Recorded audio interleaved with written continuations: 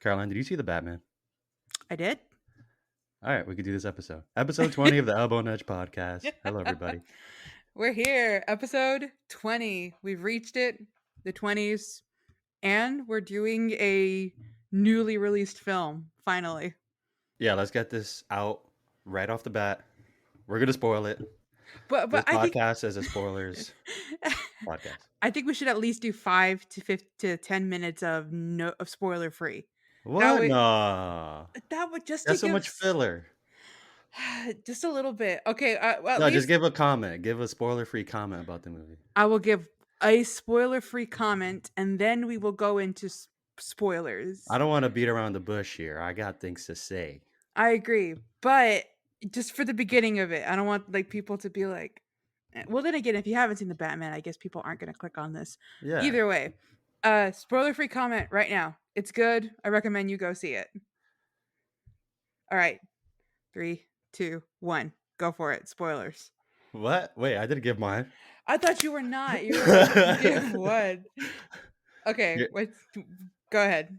My comment is this is not a movie. It's a film. This is art. This is excellence. Go see it. It's good. Okay. We can spoil it. I'm so glad to So see that Batman dies already. at the end? What the heck? I thought we were gonna get a trilogy.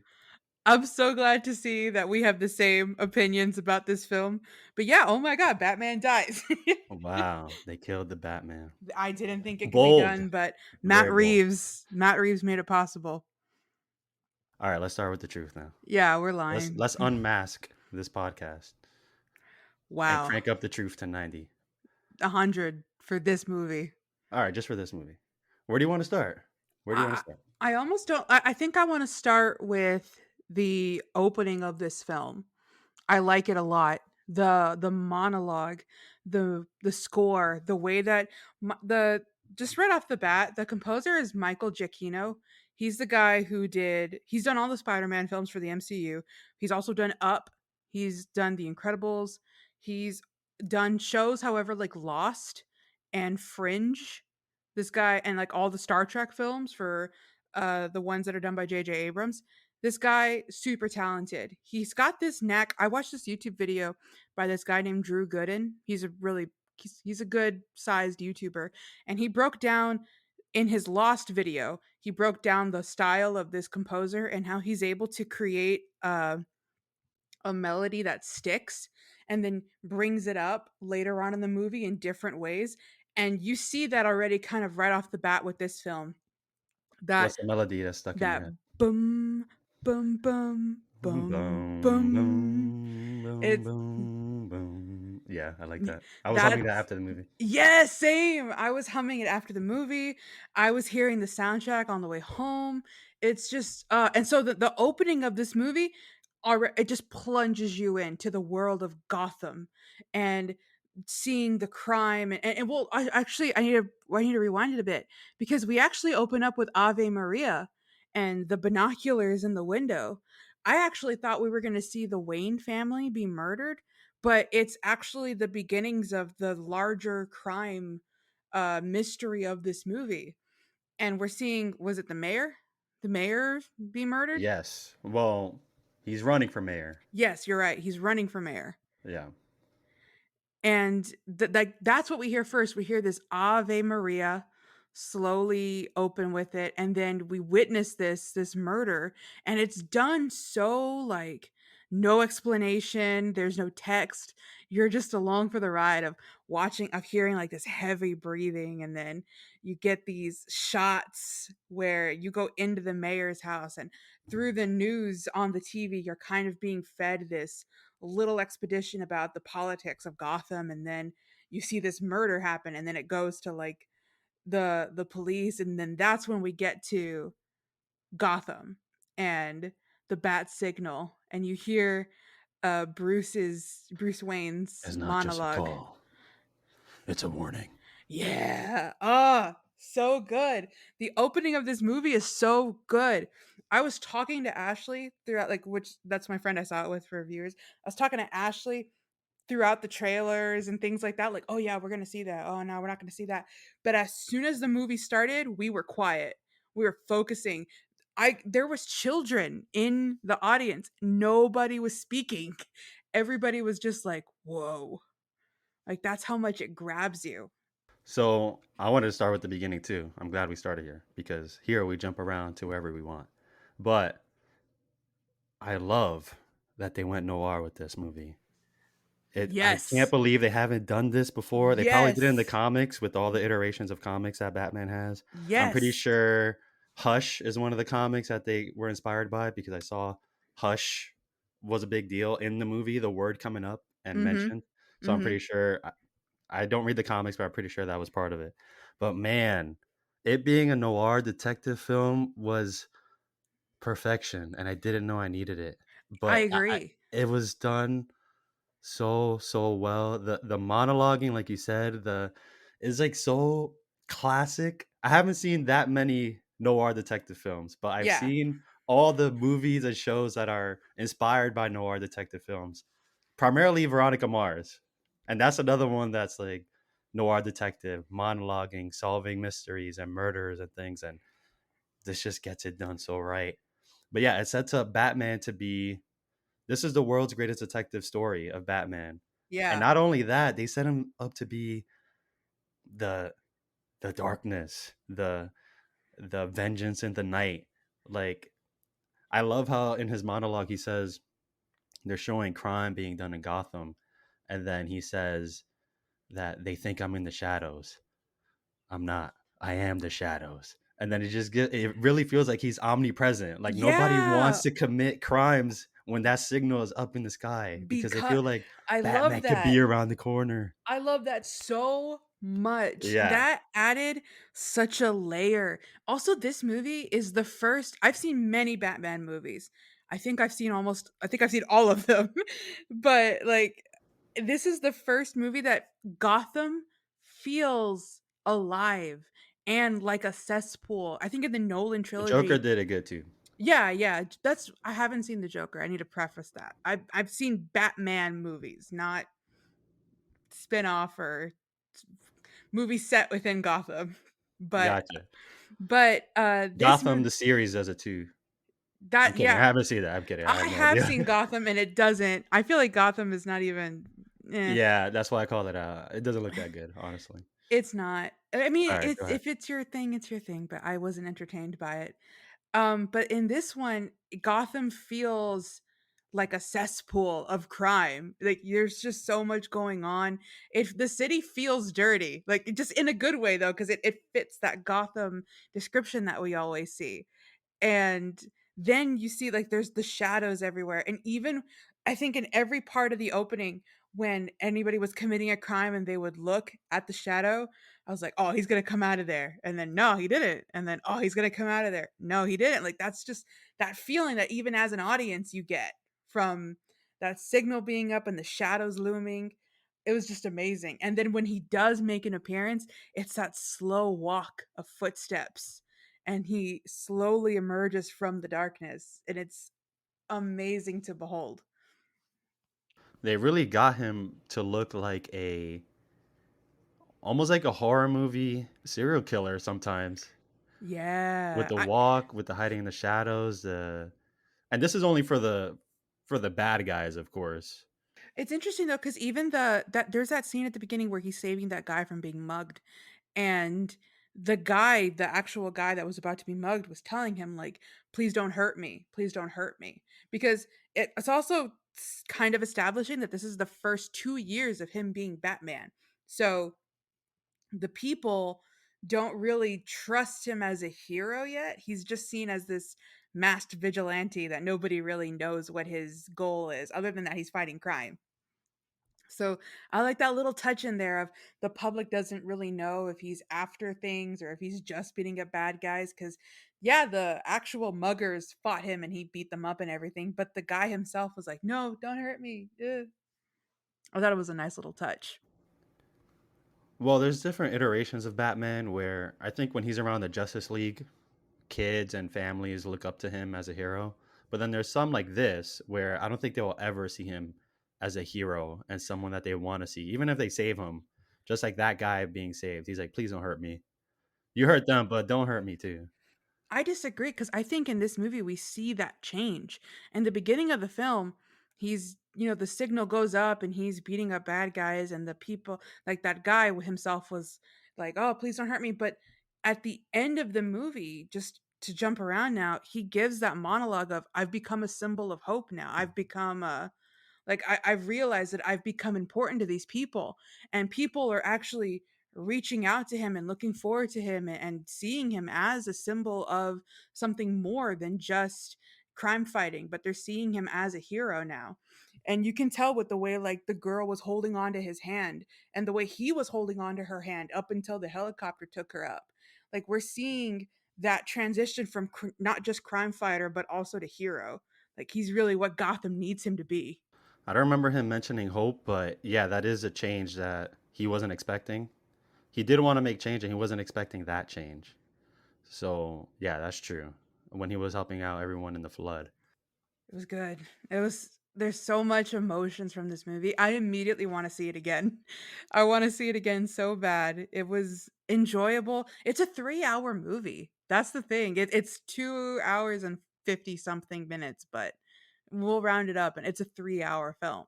And it to me it didn't feel like 3 hours. To me I was so engaged and so engrossed in like the mystery and the feel and just the whole thrill of it. It went by so fast. Yeah, I didn't want it to end. I was hooked on every single word they were saying. I was so into it and I just didn't want it to end. It kept going. The movie is long, it doesn't feel long, but it was just giving me everything I wanted. It's really good, really interesting, and I love that they did the detective aspect. It's Mhm. it's what everyone wanted to see, but we weren't expecting it to be the main focus of a whole movie. Yeah. And you said you saw it there was, like, kids in the theater? There weren't Yeah. kids in my theater. I would actually say this is not a movie for kids. They might be bored, but I I don't know if you agree. saw anything I different. s- I had there was a family in front of me. They had like 3 kids.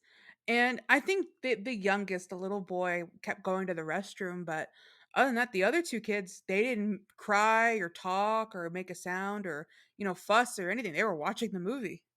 I was even like, it's PG-13, by the way. Like it's not like a rated R film. There's nothing really bad in it, but there's nothing bad for kids to see. I think it's just more talking about like the no, I can't even think of anything bad. It's just, yeah, they would be bored. It's 3 hours.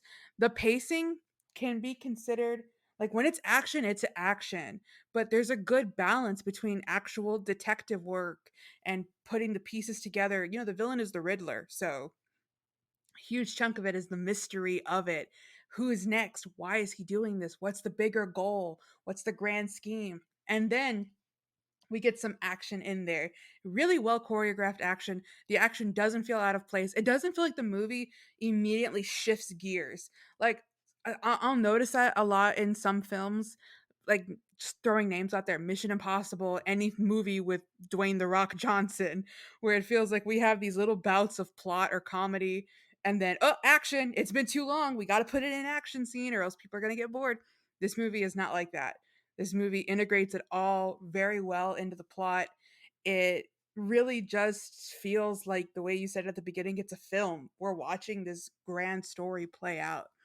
I even told my friends as we were walking out of the theater, I feel like you could get scenes and dialogue from this movie and perfectly put it into a comic book. It feels like something from a comic book, but adapted to a film really well. It was a very well told story.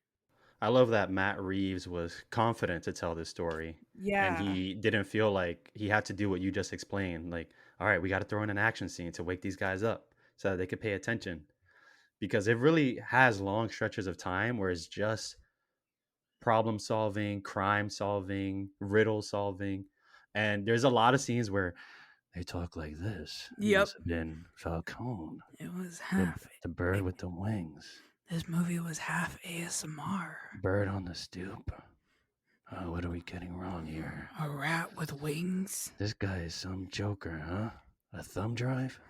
What So, there's a lot of it like that, but I was so in and I was paying attention, and I Oh was sitting yeah. all the way near the front. I'm like, "I'm hearing every single thing you're saying. You're not losing me." I was in I'm the in. opposite. I sat all the way in the back, but I still heard everything perfectly. Oh, really? Back row? I sat in the last row at the No theater. way. Mhm. There's a limit for me. If you're in the back row, that's just like watching it on a regular TV at your house. I'm a middle person myself, but when we were picking the seats, my buddies wanted to sit back. Why back? They wanted I ask back. you directly, why back? Middle and forward always. I'm a middle. I wanna see it My in the friends and middle. I told you we always sit in the front, like way too close to the front. We've just gotten used to it and we Your love it. your necks don't hurt. Maybe it's because you're already tall. No, there's recliners. We were laid out watching this movie. We were reclined, horizontally reclined. Shout out to Pirates. But yeah, honestly, that screen was humongous because when the Did opening credits said the Batman, you look oh. up all the way to the top left to see and then you scroll your head all the way around to see Batman. It was Did huge. did you watch it, like, in an IMAX theater? No, I saw it in Epic Theater, and Epic has You have Epics in Texas? Mm, I'm not sure. I don't think so. All I right, well, think Epic has their own larger screen, and they just call it XL. So I think it's probably a better sound system and definitely a bigger screen, but not as big as IMAX. But it's a huge screen. And yeah, we were joking around about it, like, oh, we're gonna have to like look at different corners if somebody appears there. And it never happened. We were all always focused in the middle. But then there was one scene, probably in the third act, where Batman goes back to look for the Riddler's clues mhm. after they had the interrogation, and he went to go look at that carpet tool. And then the police officer, he was all the way at the bottom right corner, and we were all of our all of our heads were pointing to the bottom right corner of the screen. I It just was really picture funny. a set of heads like bum bum bum. Yeah, that's how it looked. It was funny. One of the things about being in the back, I didn't have to turn my head at all. We didn't go see it in like a fancy theater. We actually saw it in this pretty small theater in the South Side, but they have pretty good COVID restrictions, so that's why we went. But sitting in the back, I got the full picture. The audio was still good. We were right by like some speakers because the speakers were down our row, so that was kind of nice. But yeah, I felt like I was able to take it. Sometimes with IMAX, I think what movie was it? We saw Spider-Man No Way Home, and we sat like front, and oh, that was kind of rough. But Welcome to the club. I know you won't stay here, I but enjoy your time. I did not stay. I was just passing along. The back, if I had to pick between front, and back, I would pick back. But, Front always. That's where the eh, experience is at. you know, enjoy your boat. And the sound was really good. There was a lot of moments where it Yeah. felt like we were in a 4D movie. Our chairs were rumbling with how loud the Batmobile was and how loud the gunshots were. Oh my gosh, wasn't isn't the Batmobile so cool? Wasn't that such an amazing car chase scene? Yes. For many reasons. For many It reasons. was so cool. One So of the things cool. I want to bring up Mhm. and that I liked about this movie in general, in that car scene and in a lot of the movie, there is a focus on really close up shots. Mhm. I noticed that there wasn't a lot of big wide shots or establishing shots. It was most of the time really close on somebody's face. During that car chase, a lot of the time it was right on the cars or right on the penguin or right on Batman. And it made it feel very personal when they did that. Oh yeah. But yeah, there's not many shots if you think about it where there's a few, but there's not a lot where you get to see like the whole highway that they're driving on or both of the cars in one scene. Is very minimal. Most of them are like cameras attached to the cars or cameras on the dashboard looking at their faces and their reactions and stuff. Yeah. And the movie does that a lot. Like one of my favorite scenes was when Batman and Catwoman already partnered up, and then he puts the contacts in her eyes, and that whole scene is just face shots, like close Yeah. up face shots of Batman, Selena, and every crooked cop and everybody in the club. Pretty much, it was really interesting how they chose to do that. I love that scene in the car chase where the Batmobile comes out of the fire. Oof. I want to make that a wallpaper somewhere. That was such a cool scene. I was watching Matt Reeves interviews before our talk today, Uh-huh. and he was saying how he's also a fan of practical effects, and he said everything that we could do practical we did, and anything that we had to use CGI, it had to be from a practical standpoint. So he said he would never, he used a specific example of like he would never do like a camera angle that like follows a bullet. Like it has to feel like the camera can actually follow the action. So I think he was mentioning how they were planning out that scene. Oh, and first of all, it was they use VR to like plan out this movie. So they storyboarded with VR cameras and they basically set up the like a 3D set, and then they were able to storyboard like how the whole scene is going to look. And then once they actually did it, I think they were going to try to use CGI, but then he said his special effects team and like stunt coordinators, they're like, "No, we could do this for real. We could do this for real." And then that's it. That was like the first take where they drove the Batmobile through the fire, and then the Penguin is shouting like, "I got you, I got you!" Like that's it. They nailed it that first time. Wow. Yeah, Wow. That's it's that's awesome. so cool. That is so cool.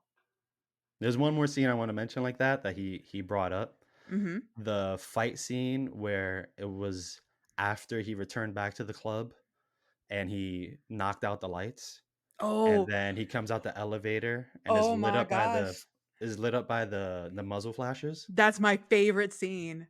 That's my So favorite scene. that's another scene where he said he did something very similar to that in, it was either War for the Planet of the Apes or Dawn, and he said he did something, a very little scene where it was like in a cave or something and it got lit up by the muzzle flash, and he used it with CGI. And he said, oh, maybe he could do that again because he really liked that, but he wants to do a whole scene using that effect with Batman. And he said, okay, we could CGI Batman and it could be one cut. And then again, like the stunt team he was working with, he's like, no, we could do this for real. It'll be three different cuts, but we could do this for real. So that was legit. Like they had very highly trained professionals just like shooting off blanks, I assume, of muzzle flashes, and then it looked perfect. That's It what wa we got. That's my favorite scene. The way it's shot, the way it's set up, and then the way it goes in sync with the music. Oh, I want just a 10-second clip of that scene on my phone to watch over and over again. It's in the trailer. You can enjoy at least a bit of it in the trailer. That was something that I wanted to touch on. I only watched the first trailer. I only watched the first, like, the official trailer of the Batman. And this is just like So that's the one it's in. I don't it was the first one. The teaser, whatever, it was the first trailer that Okay, so dropped. the teaser is not in that one. And I watched it and I was like, "Yeah, I'm watching this movie. That's it." I didn't see any other trailers after that. I'm wondering if that was for the betterment of this film, for me at least, because I was on Twitter and some people were kind of posting the trailer bait that was on that was in some of these trailers. Apparently, there are scenes in the trailers that are not in the movie. And it was because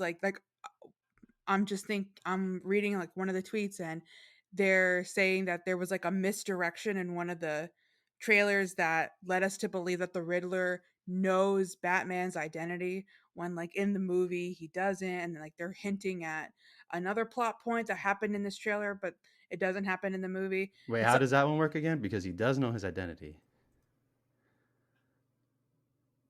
no, How was the first one you mentioned? that the Riddler knows Batman's identity but he really doesn't. But he does know. No, he doesn't.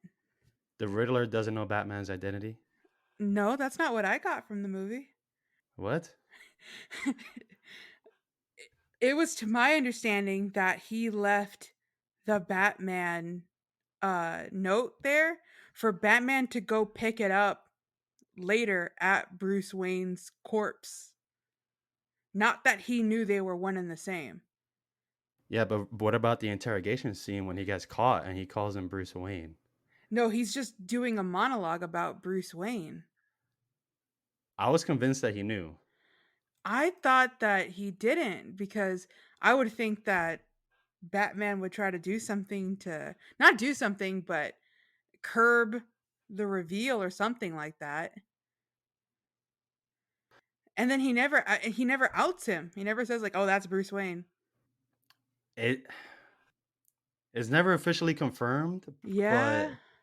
but there's just too many things that tie it together. And the Riddler is not dumb. He's a very smart guy, and he had Bruce Wayne and Batman up on his cork board. You know, he was breaking it all down, and I'm sure he could read people when he's saying Bruce Wayne, Bruce Wayne, and then the way that Batman never makes eye contact because he's so nervous. Yeah, I got the impression that he knew. but there's a moment in that interrogation scene where he says he like Bruce Wayne, he was always called an orphan, not like you, or he wasn't addressing Bruce Wayne to Batman. He was talking about Bruce Wayne in a tense that Bruce Wayne wasn't in the room. And then you can even see that's when Batman like walks forward and gets closer to the glass and starts asking him questions face to face. Like, "Oh, okay, he doesn't know it's me." Yeah, but then this is I had to ask you this too because I didn't really understand the scene. But before he goes to interrogate him at Arkham, they find that he has like this file on his computer, and then he's looking at his cork board like very nervous. He sees that he's been making connections to Bruce Wayne and Batman and other things. And then you see on his computer he has something about Batman and his identity. And then I got a little bit lost in the details in that scene because it seemed like he has the evidence to reveal that he's Bruce Wayne. And then that's the scene where he tells Jim, he's like, you're a good cop. You know, you're a good police officer. And then he just walks out. You remember that? What was that scene about? Yeah, so I think that that was there because Batman is looking at all of that and thinking, "Oh, he knows it's me," because he even monologues like, "I guess, my time is going to come to an end a lot sooner," or something And like he that. tells him, yeah, this is the end Like for Batman, the exact Batman. especially he looked because the video name that they were looking at is called like A Hero Unmasked or something. And that's when he's like, "Oh, he knows who I am." So as soon as they uncover that video, he in my mind, he's thinking that video locked is something about how Bruce Wayne is Batman. And that's like undeniable proof. And he's like, "Oh, that's it, I'm out." But I think that in the end, it's just kind of coincidental that he has Bruce Wayne and Batman together because Bruce Wayne is one of his targets. So that's why we see Bruce Wayne on that wall to begin with. And then he wants to know who Batman is, but then at some point he gives up because even in the interrogation he says like that mask lets you be who you really are, just how my mask lets me be who I really am. Because in a way, I think the Riddler felt some sort of camaraderie with the Batman. He even says like, "We're in this together. We did this. We achieved these things." Well, all the villains love Batman. We know Oh that. yeah, yeah, absolutely. But this one felt like that from this interrogation scene. You see, he actually thinks that he and Batman are like buds, and when he's like, "I'm nothing like you. I'm this, I'm that," and um, he's like, "Yeah, you were following all the clues so well," and I really think that he doesn't know that's Bruce Wayne because the way he was talking about Bruce and the words he was using, like they called him an orphan and he lives up in Wayne Tower. That's not an orphan. Like the he wasn't even saying like you don't know what it's like to be an orphan. He wasn't telling him things like that. I don't remember what words he was using. I trust that you did hear it. I just find that is weird. He's a very smart guy. But Batman I is don't think it'd smarter. be that hard for I don't think it'd be that hard for him to make the connection. Yeah, I don't And I don't I, think Batman was smarter in this movie either. He one upped him when he didn't solve the last riddle. yeah, that's And true. Riddler calls him out. He says, "Oh, I thought you were smarter. I gave you too much credit. Yeah. We were supposed to be in here watching what happens." He's like, "What happens?" He can figure it out on time. Mhm. Mhm. But yeah, I mean, maybe I got won over by the Riddler because I thought he really pulled off something crazy here. He's a really good villain. I was kind of going into this like, because I think what was the last Riddler was Jim Carrey. Yeah, I think he's the only live action Riddler we got. Yeah, and that's just such a Jim Carrey is a great actor. That's just more of a goofier take on it. And in this one, it felt so. What's the actor's name? Paul Dano. Yeah, He did an amazing job. It was so funny because when you see him unmasked for the first time at the diner next to me, Ashley was like, "Ah, he's a dork." he looked like a guy who they casted him perfectly because he looks like a guy who's always on conspiracy theories websites. He's like a Yep. doomsday prepper. He watches He Infowars. He takes his alpha definitely brain, like he all of he's it. Alex Jones patron, He like all knows that. that they're making the frogs gay. Everything. He he passes on the knowledge of Alex Jones, no Knowledge. doubt. Oh yeah.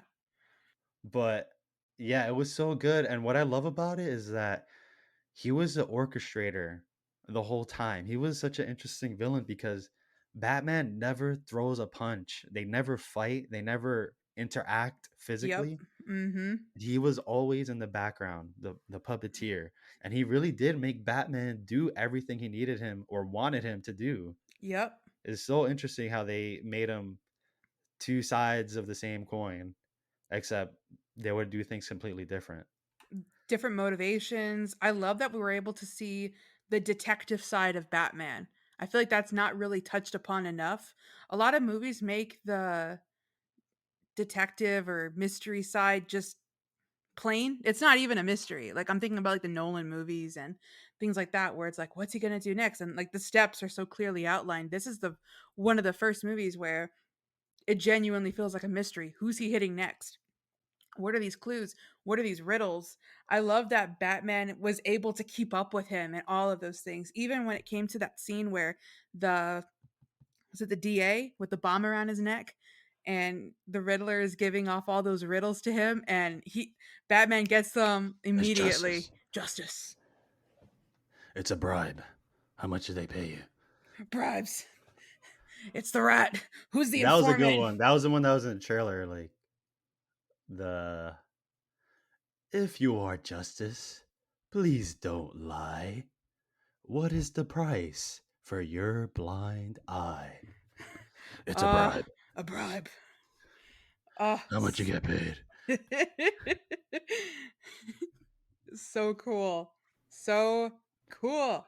There was a lot of Batman in this movie. Like Oh yeah. It's like literally Bruce Wayne in the bat suit more often than he was Bruce Wayne. he's like That was awesome. 30% Bruce Wayne.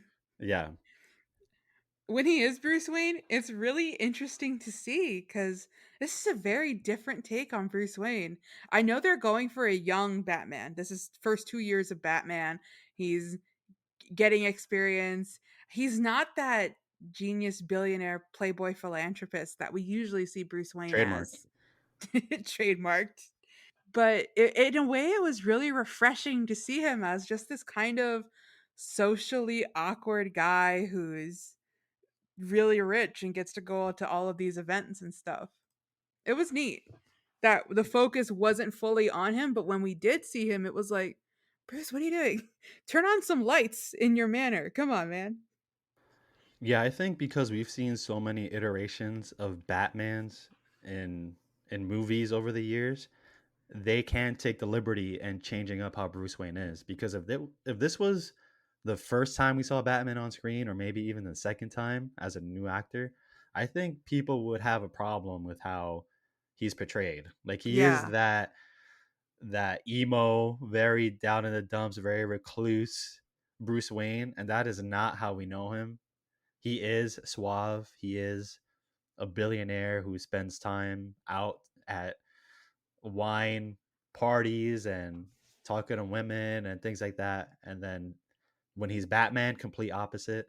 But this is a haunted Bruce Wayne. This is a broken Bruce Wayne. He's dead focused on being Batman and bringing vengeance to Gotham.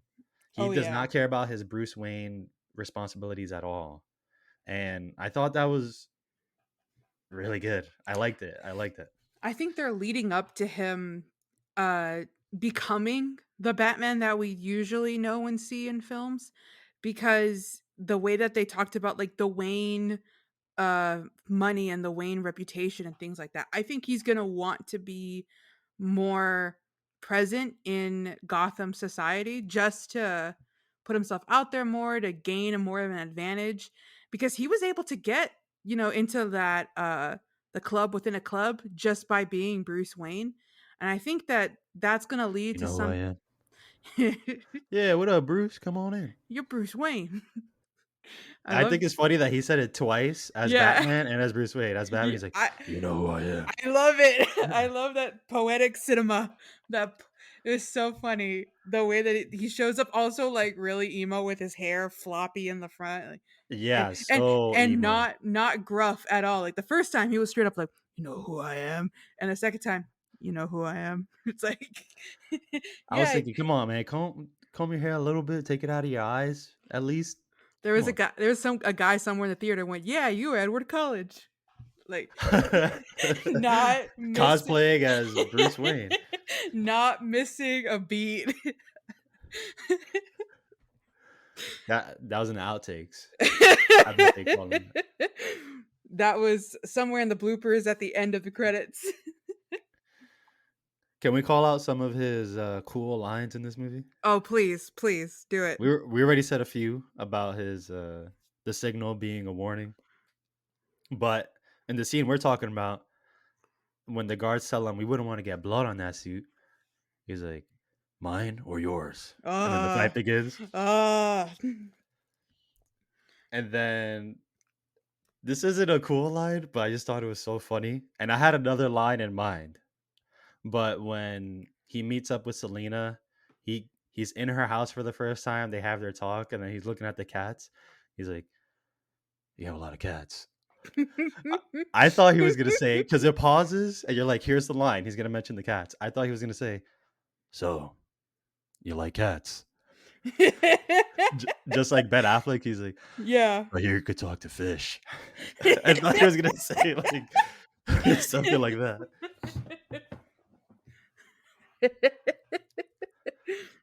Another good line, and it's more like a joke, but I like when Jim tells him, "You could have pulled your punch." He's like, "I did." I did.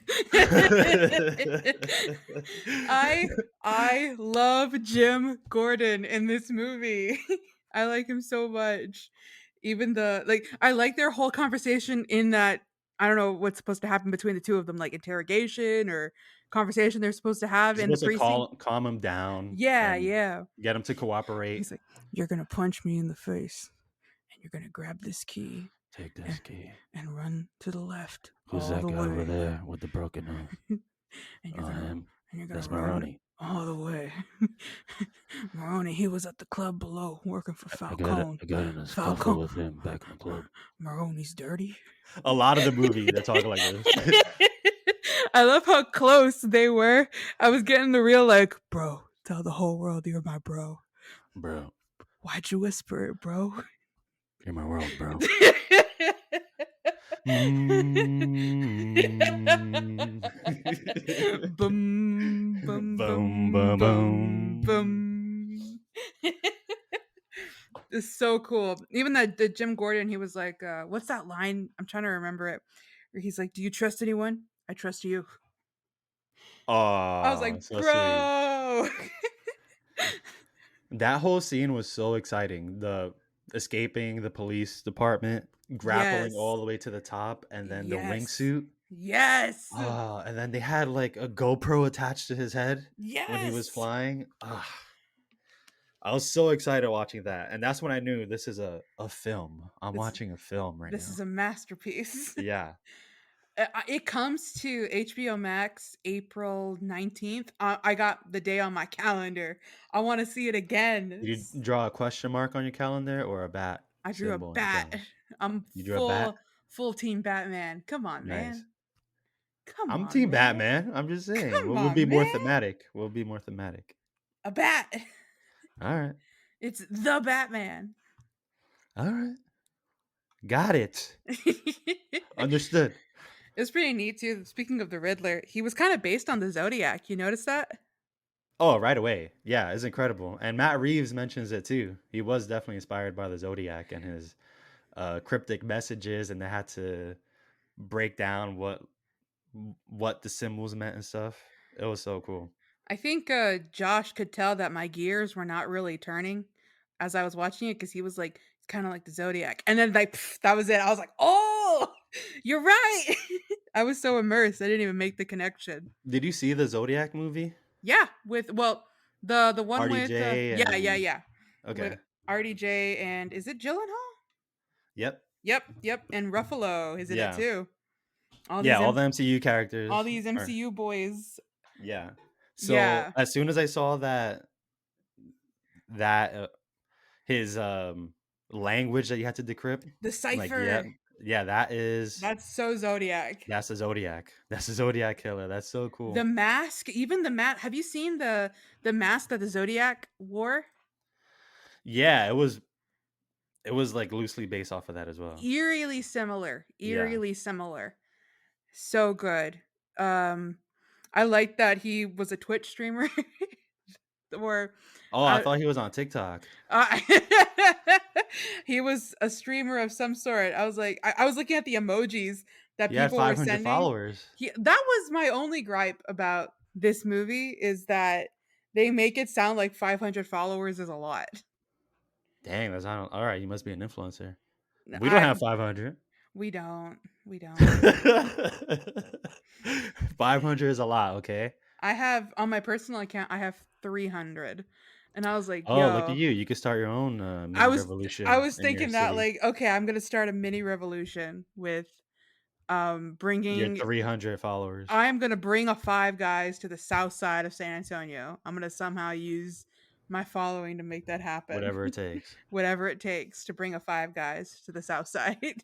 500 is a good amount. And I bet it's 500 loyal, dedicated followers because if That's there's this kind of people who would dress up like him and bring rifles and snipers that's to shoot. that's the kind of thing I was thinking is like, yeah, he's I think it's just the way that the movie phrased it of like he's got like 500 followers.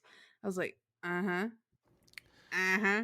But What, it was too many boomers in the writer's table? They think it's a lot? there's That's too too many many followers. millennials in the writers table that are like, "Yeah, 500's a lot." The zoomers would be like, Psh.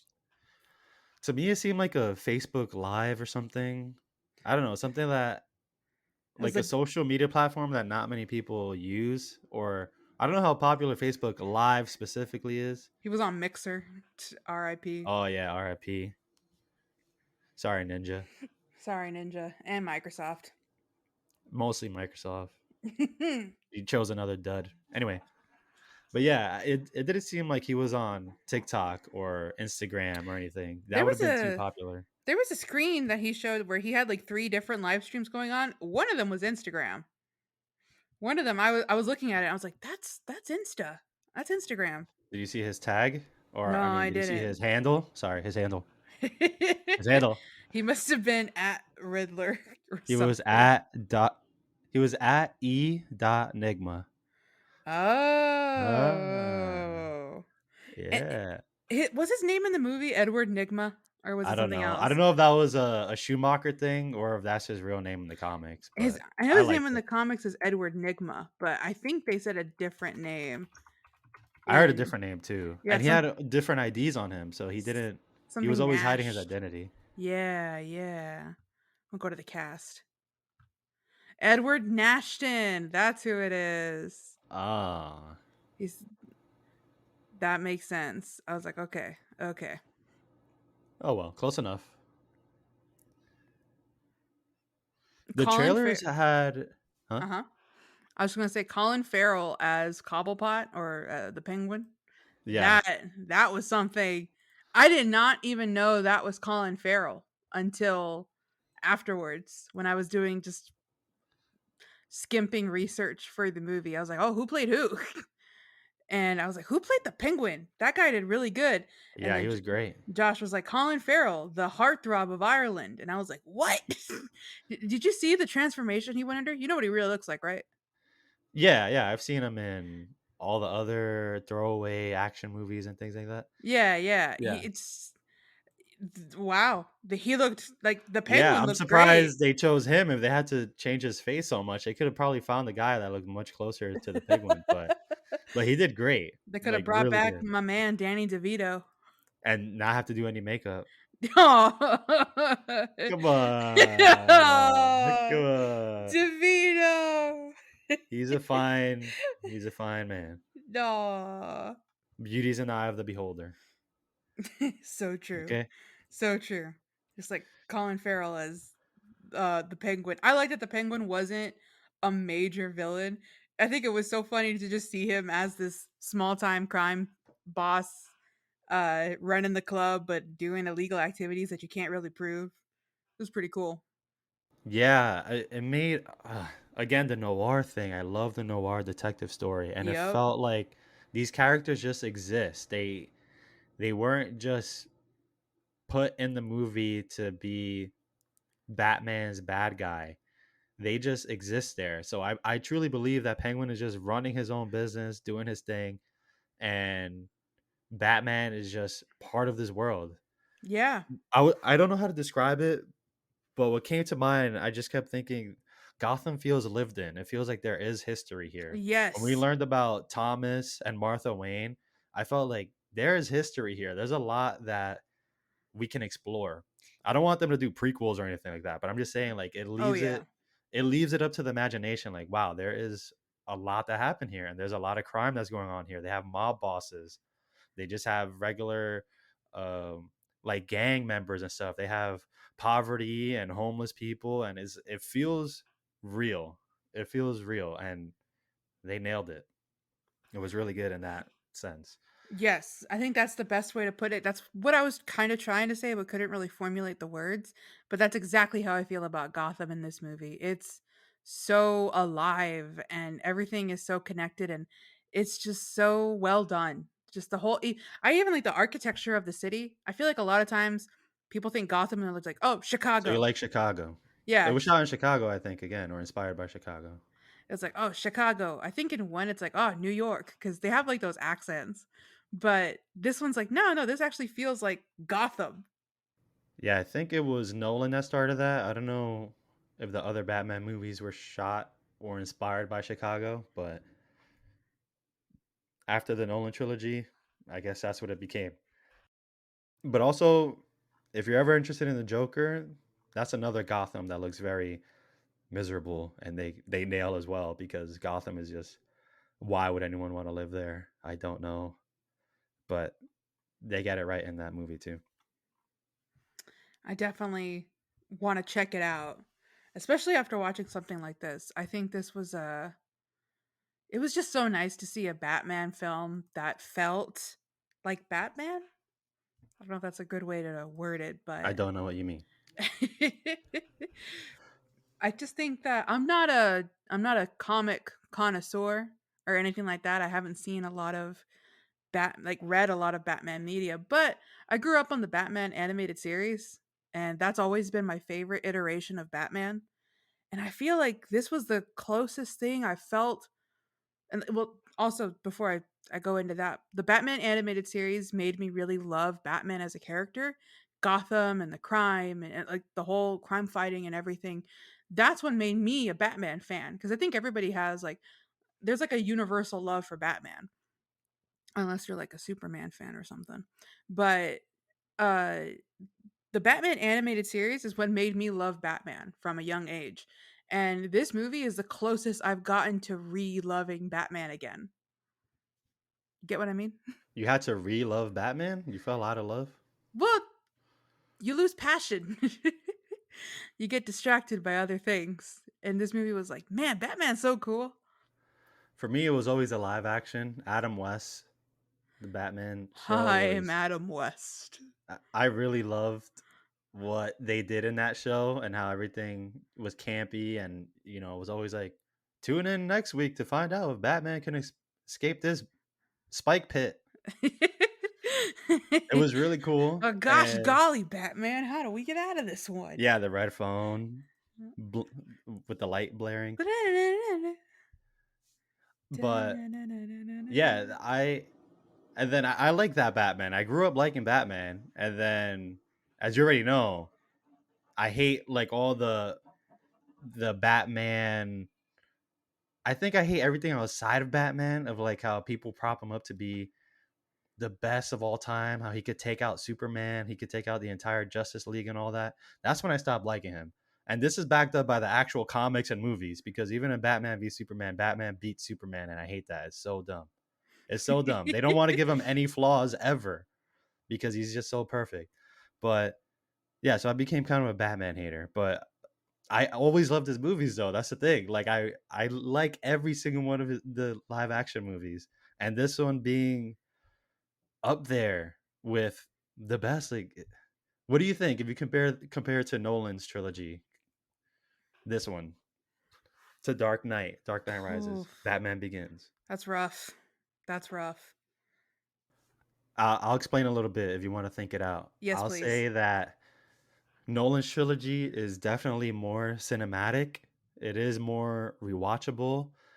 And while I was thinking about this movie after watching it, I was thinking, I wonder which scenes are going to be iconic and quoted and memorable afterwards. Because in Nolan, their interrogation scene with Batman and Joker, that is just incredible. The I don't want to kill you. I don't know what I'd do without you. And then where is she and all that, and that's perfect. That's perfect. I wonder what scenes is going to stick out from this movie and what's going to make the rounds in pop culture. But Yeah. yeah, in that sense is more cinematic, more rewatchable. But in a story sense and characters and feel, this movie is high quality. It is. I put it up there with the Nolan trilogy. It's a high bar they set. And in the middle of the movie, we're already in spoilers. We've been spoiling for an hour now. In the middle of the movie, I was thinking, oh my gosh, please let this be a trilogy, and please bring in the Joker. I need to see the Joker in this Batman world. Yes. And then Yes. we're given Yes. a blessing. But anyway, so what do you think after that? What do you think? I think you said it very it's so hard. If I had to like pick one or the other, I think that's really difficult, but you said it best. The Dark Knight trilogy is great cinematic wise. It's great as a movie, as a set of movies. But I love the characters of this movie so much more.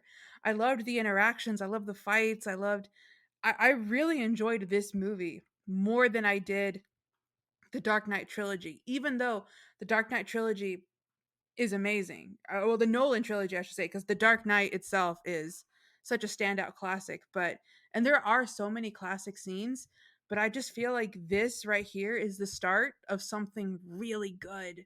And I'm so looking forward to seeing where this story and these characters go from here. Because, wow, I was impressed with this one. I really liked this movie. Yeah, definitely. I was like I told you, I was hanging on to every word. I was so invested in the Yeah. story. I was so interested in everyone's motivations. And I always put story and characters over anything else. Like it has to have a good story. And I love my action. Don't get me wrong, I love action. But if it comes at the expense of a bad story, I always think like, oh, what's the point of watching this movie then? I could have stayed home and just watched the action scenes on YouTube. Like who cares? But if the action is paired up with a great story and reason to fight, ah, it's perfect. It's perfect. And that's what this was. It's like noir, detective, dark, gritty, mystery movie. And then this detective is a fighting master. And he's the knight. He's a scary character. He's this pairing. I was so in love with this pairing of how they decided this genre with this character. Yes. I can't get over it. Even the style of the movie, that mixture of red, it's dark, it's gritty, and then when you do see those moments of sunlight, it's always casting a silhouette on the characters. Just we haven't talked about her enough. Selena Kyle is such a good Selena Kyle in this movie. And I love Anne Hathaway. She's one of my favorite actresses of all time. But in my opinion, she did not do a good Selena Kyle, especially in comparison to Zoe Kravitz's Selena Kyle. This movie highlights and showcases her gray morality so well, and her motivations, her what she considers important. I even love the way she influences Bruce in in what crime fighting is, how she was so adamant to stick up for Annika, which is her friend, which is like Yeah. we have to fight for the Annikas of the world because then nobody will. And that you can tell that impacts him, that motivates him to help her, and he takes that into consideration going forward too. I love that she does that, but then also we see later on she's not, beyond willing to kill somebody, and he has to be the one to talk I her was down with down. that. Oh yeah. Oh, I was I was like, down with that. I'm get like, come him, on, get you should him, have kicked him harder. get him. Like I was so ready. I was like, Bruce, for once, let her pull the trigger. But no, it was a really sweet moment when he's like, he's made you pay enough already. Like, don't pay this for him. It's like, Yeah, oh. you know, for those moments, Caroline, I was thinking Ryan Evans, he needs to take note. He needs to take note. I'm telling you. Once you go down that path, you become just like them. That's all I'm saying. What I tell you? Did you? how, If you don't want to how, listen to me, Caroline, listen to how the Batman. how dare you bring up High School Musical 2 in our The Batman coverage? I'm telling you though, is Listen, he wrong? these are two separate things. Sharpay was in the wrong and deserved it. I'm on Selena Kyle's side And for then this Ryan became argument. just as wrong. Listen. She got the Selena Kyle treatment. She didn't deserve the Batman treatment. But Let's move on. moving on. Let's move on. That scene at the end where her and Batman drive away on separate motorcycles. Yeah. In my head, I could hear the It's "It's been been a a long long day day without with you, you, my my friend. friend, and I'll tell you all about it Yep. when I see you again." As soon as she turns, I was hearing that. When he looked in the Ah, rearview mirror. oh. I was in the back going, oh. Wiping your tears. I was. Uh I didn't really feel that because I guess I was just thinking outside the movie, but I was thinking we're gonna see her again. oh We're gonna be yeah. like, come Oh on. yeah. It was just nice to they really developed that codependence on each other and within for the case in this movie. I liked their conversations. I liked their back and forth. And I didn't really feel any type of love between them. I don't think it was that. There was just an attraction. And that's kind of what they have in the They beginning had of a their relationship. like. Yeah, I like you. they had a like in the beginning, and that's kind of what they have in the comics too. I follow their romance a bit because I ship it hard, and that's kind of how it starts for them. It's just a like it's a companionship kind of thing, and I like that that's what we got in this movie. They had a smooch, but it wasn't like as if that was played up to be They this had a big couple old. smooches. Yeah, but it wasn't like played up to be this big thing. It was just kind of nice to see the two of them, the bat and the cat. Got a nice ring. Yeah, it does. So since we're talking about this, I want to mention that I feel like Matt Reeves didn't know when to end this movie. It had a lot of endings, Yeah, yeah, you're right. Now that right? it had like a Lord of the Rings feel. Yes. Yeah. I feel like it already started ending when they shot Falcone. It Oh started ending yeah. already. That wasn't the end, but it started ending right It there. made us think. It definitely made me think. Oh, okay, we're nearing there. We're near the end. And And then there's then like 30 minutes or 40 minutes left. if this was a YouTube video, this is the part where you would hover over the video and be like, "Oh, there's more." Yeah, like dang, let me pause it and get something done and then come back. But yeah, then you have the interrogation scene. Then you have the scene where he goes back to his house and finds his last part of his plan. Then you have the scene where all the cars blow up and the flood starts. And you have like, there's so much left. And then you have like the end credit scene, but it's in the middle of the movie, or what could have been an end credit scene. And then you have their goodbye when she's looking at whose tombstone was it? Was it Anya or was it? It was her mom's. Oh, her mom's. Okay. Oh yeah, what was her name? Maria Kyle. Maria Kyle. And then she's like, "Do you ever say hi? Do you just ever just say hi, or you always sneak up on people?" I like that that's a thing throughout the movie too, is that he constantly disappears and reappears. That's such a Yeah, Batman thing, and they nailed it. yeah, it's great. But yeah, so many endings until I couldn't figure out when it was gonna end anymore. Then there's a scene where he's like holding up the flare in the water. I'm like, all right, it's ending Oh, now, right? that was But such a beautiful scene with the music and everything. yeah, a But lot of no, good shots we in this gotta movie. keep going. Yeah, and I didn't want it to end, but it was giving me that feeling of, The oh, Lord of it's the ending. Rings Return of the King, where they constantly fade to black and then come back. Yeah, it's all right. We we can't decide what ending to use, so we'll use all of them. Mr. Reeves, we've shot like 4 different endings. What do we do? Use them all. Use them all. Sir, all of it. Did I stutter? Use them all. He even said the movie was longer when he was screen testing it. That's crazy. Yeah, he said it was longer. He cut it. I want the Reeves cut. We're gonna get the Reeves cut. He Give us said, the Reeves cut.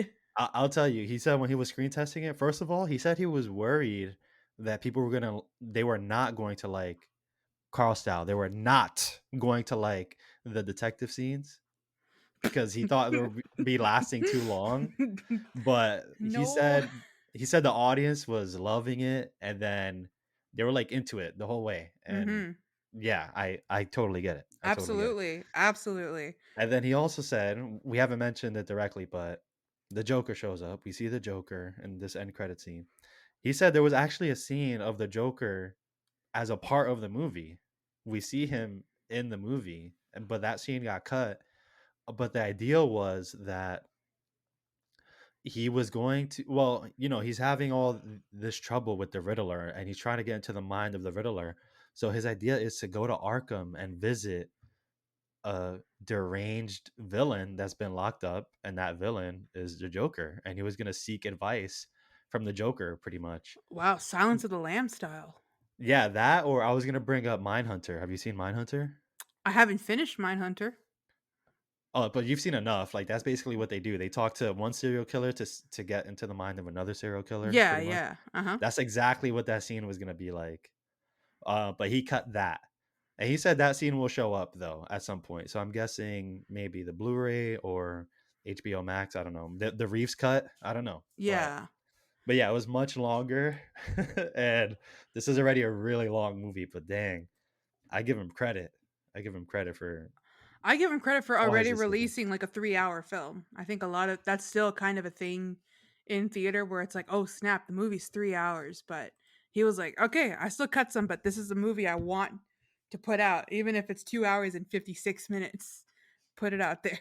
Yeah, because these studios, they take into consideration how much times a movie can be replayed in a day to really Mhm. boost up the numbers, the ticket sales. Yep. So if you're putting out a 3 hour movie, it's not going to be able to be replayed as long as a 2.5 hour movie or a 2 hour movie. So man, I love what we got.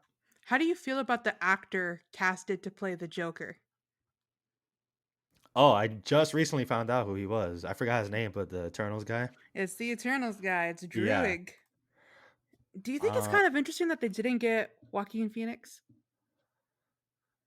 It would have been cool. I will not have denied Joaquin Phoenix, but I'm glad this is his own thing because Yeah, yeah, Warner you're Brothers right. just drop, like, I don't care about the Justice League. I don't care about those I stories or agree. Flashpoint or whatever. This is precious. They got something really nice here. So I don't yes, want any mention of Justice League, Superman. I don't want any outside Batman influence on this Batman series. I'm here for the Justice Initiative. I want just Batman. Just Batman. Just Batman. So yeah, I was happy that it's self-contained. Just give me a trilogy. Give me the Reeves trilogy, and that's it. That's all I want. Yep, I It's agree. gonna be good. But if Joaquin did show up, I wouldn't be upset either. But just don't include anybody else. Don't show me Aquaman. Don't show me the Flash. Yeah, don't show me Gal Keep them Gadot. away. Don't bring Jason and Keep them Momoa away. here. We got a nice batch of fruits. We don't want any rotten apples here. All right, we got something special. I agree. I agree. I'm so excited to see where this goes from here, but I'm also excited for what we have right now. This is such a good movie. And I really feel like my mind goes a million miles a minute because there's just so much I like about this film that I can't pinpoint what exactly to talk about. Is Let's talk about. I'm gonna pinpoint it right now, and we'll Yes, keep jumping please. around. Tell me about Alfred. You were interested in the character Alfred. That yeah, What did you think? we had a conversation about that I did not believe in Andy Serkis's ability to play Alfred. I was skeptical. I had only ever seen him as Gollum or the Claw. Claw. Claw. I was thinking of the Claw from Inspector Gadget, but Claw Oh, from I was just gonna mention Liar Liar. The Claw. the Claw. Ah, the Claw. With what's his name? You know uh, his name. yes, I do. Oh my He's in gosh. Saw, but he's also in a whole bunch of other. Don't Here look I him up. You're am. gonna look him up. I'm You're gonna look him looking up. him up. No, wait. Don't tell me the name. Tell me the first letter, and I'll get it. Wait. Tell me the first letter. Louis, something. Tell me the first letter. I'm gonna get it. Wait. Wait. Okay. It's not. It's C. Is it Uh huh. Clark Charles? No. Uh, Calvin. What's the first letter of his last name? E. Oh, Carrie Elwes. Yes, you're close. Carrie That's not how you pronounce his last name, but yeah, you said it. Elwes. Carrie Elways. Elwes. Okay. Yeah, Yeah, that's the guy right there, Dr. Gordon. Come on, that's my Princess Bride, boy. that's my severed foot guy, No. boy. Da-da-dun, da-da-dun, da-da-da-dun. Oh my gosh. Oh, we were just talking about before before this recording. Movies with good soundtracks that suck. Every Saw after Saw 3. Every Saw after Yeah, Saw 3. yeah. Da-da-dun, da-da-dun, da-da-da-da-dun. And yeah, It and then they all suck. it does have an iconic theme. Yeah. Anyway, what were we saying? We were talking about Andy Serkis as Alfred. So, How did we talk about Carrie Elwes? the Claw. Oh, the claw. Yeah, all right. Wow. That was a what we what took a the scenic route. hopscotch. We took the scenic route. All right, we're back on track. Sorry. Sorry. Go ahead. So that was the only experience that I'd gotten from him, and it didn't leave an impression on me. I was like, I was kind of like, my we had established for both of us that our Alfred was Michael Caine. That's like the picturesque Alfred, and for We're me, taking the Batmobile. During the day, Alfred? Fine. the The Lamborghini then. More Lamborghini then. subtle. Ugh, I love him. He's just so sweet. And then Jeremy Irons was a close second. I like his voice. I think he's cool. Plus, I have a soft spot for Scar. But you know what? Andy Serkis was pretty good. I give him he was a good Alfred. I love how much of a father he is to Bruce without being a father, if that makes sense. Like he's not trying to replace his dad. He's just trying to be that figure in his life that he can have somebody that he can care for him. When they I guess like faked us out by killing Alfred. I'm using air quotes. When they faked out killing Alfred, I was like, no, no, you don't do that to Alfred. But it helped to see that the worry and I love that scene um of Batman on the phone and being like, I can't remember the name of the maid, but he was like, "You need to get out of there! Like, call Alfred, tell him to stop. Something terrible is going to happen." And she's like, "Oh, sir, it already has." And then the camera pans and you see the smoke and like my heart dropped. But then it leads up to that scene where they're in the hospital and they say like, "Is there any next of kin?" No, there isn't. And then we have that scene where the two of them are talking about Thomas Wayne and that whole uh, history that Bruce didn't know about. That was where I fell like, yes, this is a good Alfred. He's not my Alfred. I still like Michael Caine more, but this is not a bad Alfred. This is a good Alfred. Andy Serkis did a good job. I felt like I wasn't seeing Andy Serkis. I was seeing Alfred. And they were having a real talk and they were having a real family like connection, and I liked it. I liked it a lot. Yeah, I feel like he got the job done of what Alfred needed to do. He needed to be the father figure, quote unquote, and he also needed to. Well, he didn't need to, but I do like the Alfreds that are helpful and involved. So he was Mhm. helping. He was doing the ciphers Yeah, like as a I did like crossword that. puzzle in the morning. I thought that was cute. Yeah, yeah, I like that. And just like you mentioned, I like that scene where Batman was losing it, thinking that Alfred was dead or was going to die. That was very important to see how he reacts to loss. And yeah, I was thinking, no way, Alfred, he's He's protected, right? You can't kill Alfred, yeah. right? And they didn't, thankfully. He still needs to be in 2 more movies. Yeah, he That's all I'm asking does. for. Yeah, he does. But was did he kind of slip up? What do you think? Why did he open the letter that said to the Batman? You think he messed up on that one? I think he did. I definitely think he did. That's none of his business. That's none of his I business. mean, in a way, it saved his life because once he pieced together this package is from the Riddler, he chucked that thing, and that probably could have been what saved his life. Hold on, yeah, wait. I'm thinking about it. Uh huh. The package that said to the Batman. Was not the That's the one bomb. that had a bomb? No, that's No, not no, the no, bomb? no, no, no, Okay. no, no, no, no. The package that said to the Batman was in a fireproof casing, Okay. and then when he read the card in that casing, it was like I can't remember what it said, but it's something about a bang. And that's when he picked up the other box that said to Bruce Wayne, and he turned it over and he saw the light beeping that he chucked it. But one of those said for Bruce's eyes only, Yeah. right? Yeah. Yeah, That Alfred was the messed up. that was the bomb package though. That wasn't the I think it was it the Batman or for Batman's eyes only? No, it was Bruce's eyes only. I think it was Bruce's eyes. This is where it gets a little confusing because it makes me think, did he know? He should have known. I'm gonna Google it. Did This is a very Michael Keaton moment did the Riddler with Spider-Man. know Batman is really Bruce Wayne? Oh, Screen Rant 4 days ago. Oh, okay. The Riddler did not know Bruce Wayne was Batman. The moment in the film the Riddler says he instead of you, I was right. Batman eases up and walks into the light for the first time in that scene because he knows that the Riddler doesn't know his true identity. Riddler even talks about failing to kill Bruce Wayne, but it credits his success with him and Batman working in tandem, an insinuation that Batman refuses. That moment forces the audience to question why would Riddler believe he was working with Batman in trying to murder Bruce Wayne if he knew Bruce Wayne was Batman. Yeah, that makes sense. But again, I just feel like they set him up to be a lot smarter. And I was mentioning the Michael Keaton and Peter Parker moment. Like there's just too many. Michael Yeah. Keaton had less he had more coincidences to connect Peter Parker and Spider-Man. He's like, I know who you are. You're Spider-Man.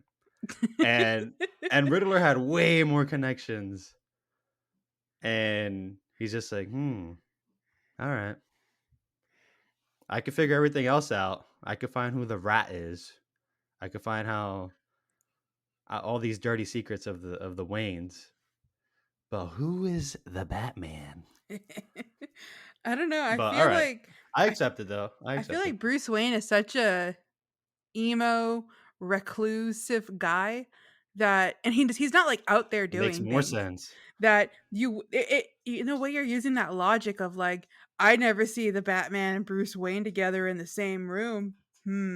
Coincidence? I think not. That's another reason I didn't even bring that up though. But no, that would add to it. But no, I wasn't even thinking about that. I don't know. I'm a But that believer. is another one. How They're if never he's in the if same he's place. if he's always keeping an eye on things and he sees how he didn't kill Bruce Wayne, but if Batman is able to show up without Bruce Wayne being in his house, You know what? I think that does lend an ear to your side because he's able to kill all his targets except Bruce Wayne. Why is that? It could be luck, it could be a mistake, whatever. But I feel like even before all that, he had a lot. Like he was meticulous about these things. He found a lot of dirt. But I don't know. It's also just been 2 years, so it's still kind of recent. I guess there's not enough time and that much evidence to confirm that Bruce Wayne is Batman. But it's all good. I don't know. I don't know. I'm starting to think there's enough in here, and then the movie doesn't give a definitive answer of like, oh, he doesn't know or he does know. So maybe that's something that they're wanting to use in the future or something like I that. think that's good enough. The use of his language, like you mentioned, and like the article mentioned, and I bet there's a Matt Reeves interview out there because he's been great about explaining the movie and his scenes and why he done certain things. So I bet we could find Matt Reeves confirming that he also didn't know that Batman was Bruce Wayne. But either way, I'm ready. I'm ready to accept that. But perhaps I gave the Riddler too much credit Oh ho and ho. thought he was smarter than he was. Oh ho ho. No, but he's a smart guy. He He, really is. he's a smart guy, but so is Batman. He's alright. No, I'm kidding. No, no, he's cool. He's cool. I do want to say I liked how Batman worked with other people in this movie a lot. Selena, Yeah.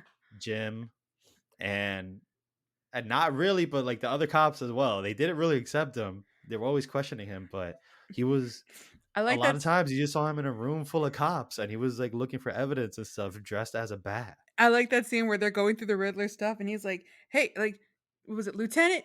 Should you really be touching this?" And like, just Batman reading a book, like reading one of the Riddler's He's wearing books. gloves. He's wearing gloves. And even when he goes back, and there's that one cop on duty, and he's like, "Hey, you're not really supposed to be in there." And then he doesn't say anything and goes, "Yeah, my cousin used to be a carpet installer." He just Yeah. he just accepts him being there. I thought that was so Yeah. cute. He's like, well, what am I going to do? Tell the Batman to Yeah, leave totally. Yeah. or How am I force gonna him to ma- leave? How am I gonna take this guy out of here? Nah, he doesn't seem to be hurting anything or throwing anything away. I'll just watch him. So in this movie, I think I heard Matt Reeves mention it a little bit, but he really did come across as a mentally unstable person. It really did come across like, wow, this guy dresses up like a bat every night and he's doing detective work dressed as a bat and he's beating up people Dressed in a as a bat bat. suit dressed as a bat. Is weird. It is. He does seem strange. He does seem like he's not all right in the head. He does have past trauma, and it was very emphasized in this movie. Mhm. He is very emo. His Mhm. hair's always down, and it covers Mhm. his eyes. And he likes to keep the black eyeshadow on after he took the mask off. But it did Yeah. come to light, like it because it felt so real and grounded, and it felt like, dude, you're standing out. Even that scene where he goes to the funeral and that one cop is like, "Hey, that's Bruce Wayne," and you could tell he gets uncomfortable Yeah, with being in the center of attention. he's more comfortable being Batman. Exactly.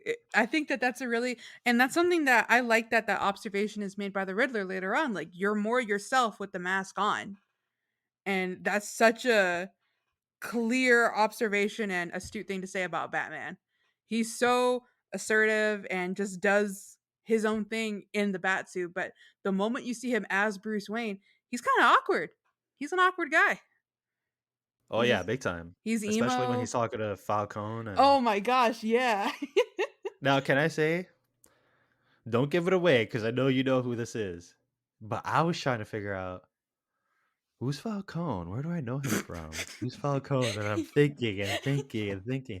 And then once it gets to that scene in the church and they're at the church steps, that's when it hit me. I'm Yes. directly below the enemy scrotum. That's who he is. I'll do you one better. I thought for until the steps at the church, I thought that was the guy who plays the doctor, the old doctor. His name is what's the 12th doctor from Doctor Who. I was like, "Oh snap, they got the doctor from Doctor Who?" He's played by Peter Capaldi. I wish I could send you a picture of this. We're not in Discord, but I am. okay, now I am. Go Uh, ahead. but I thought it was this guy the whole time, like the whole movie. Until I'm sorry, I shouldn't say the whole movie. It's hyperbolic, but until the steps of the church, and then I was like, man, they got the guy from Transformers. Let me see. Oh, wow. He just grew out a mustache. I thought it was him. I thought it was Peter Capaldi until the church steps. That's when it hit me. I was like, that's John Turturro. That's not So, Peter Capaldi at so the all. church steps was a revelation to all of us. I guess so. And then I had to confirm too. I'm like, he wasn't Transformers, right? Because Yeah. Oh, I don't forget that face or that line. yeah, best quote in the whole franchise of animated series and movies. I'm gonna leave that there. You want to So move on from there? I don't want to defriend you tonight, Okay. but yeah, that John Turturro looked different until the church steps. He Then, he played it really well oh too. I was yeah, very impressed. I'm like, man, he's actually a good actor. How did Michael Bay get him right. to act in this throwaway franchise? It was neat to kind of see him show off his acting chops because I don't know if there's any movie I've seen him in that I've liked him in. Besides Transformers, correct? Not correct. I didn't Okay. even like him in Transformers.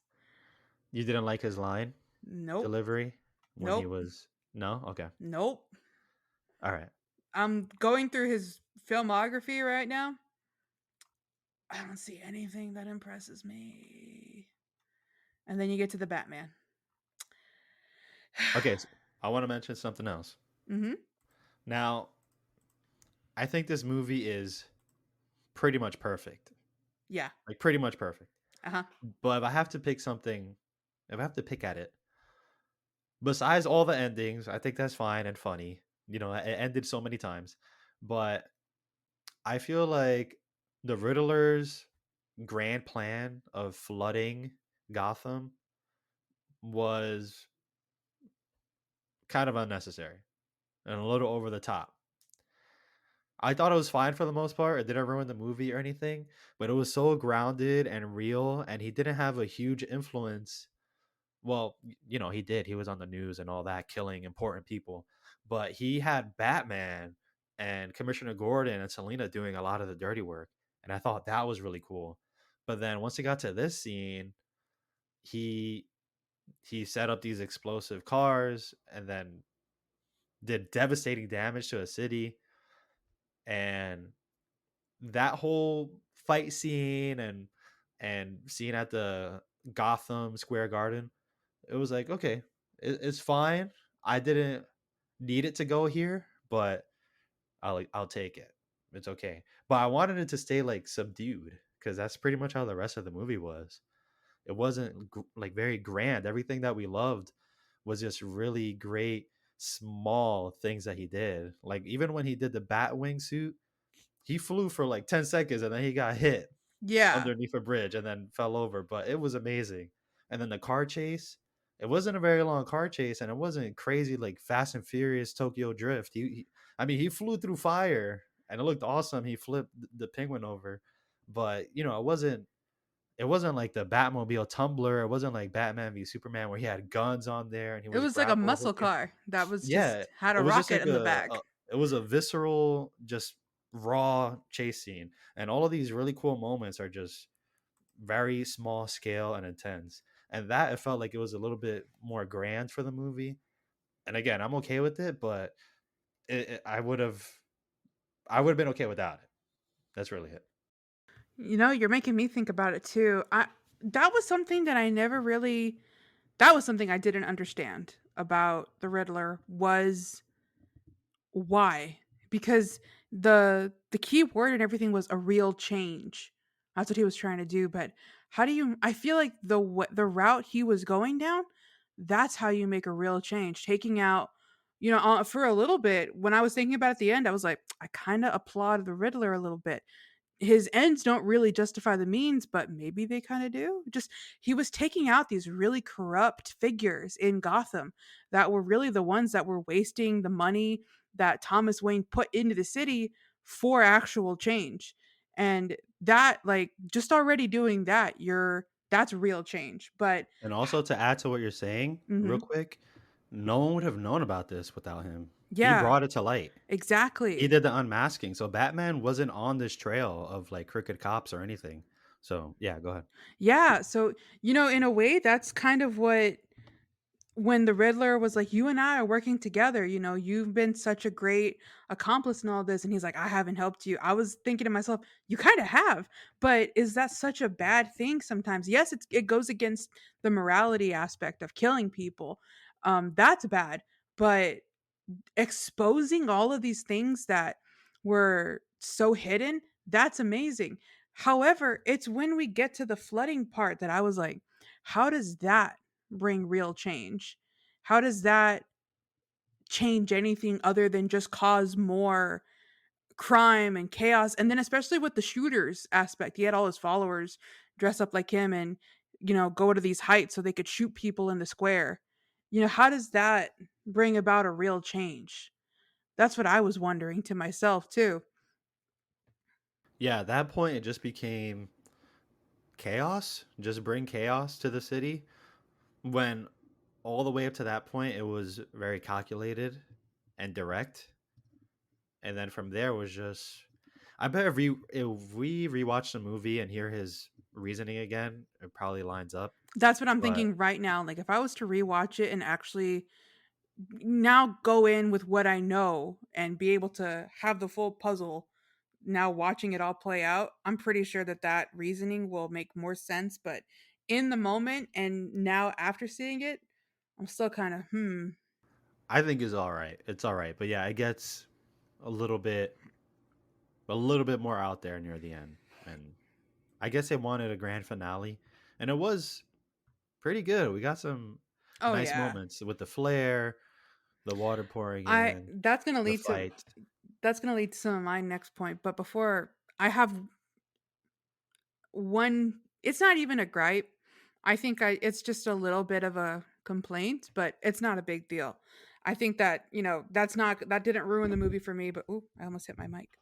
Um I just wished that Batman and Riddler interacted a little bit more. I mean, you see them interact indirectly with the cards and things like that, but I kind of wish they had a little bit more conversations. That was my only thing. I just wanted to see them talk more. I can see that. I can see that. I don't. I think they did it perfect. I love that they never fought. I love that they never saw each other. He was just a presence outside looming over Batman, pretty much. Mhm. Mhm. But I can see other people agreeing with you and how they should have probably had maybe one more. Well, you know what? What did you think about when they were talking on the phone? That was another good scene.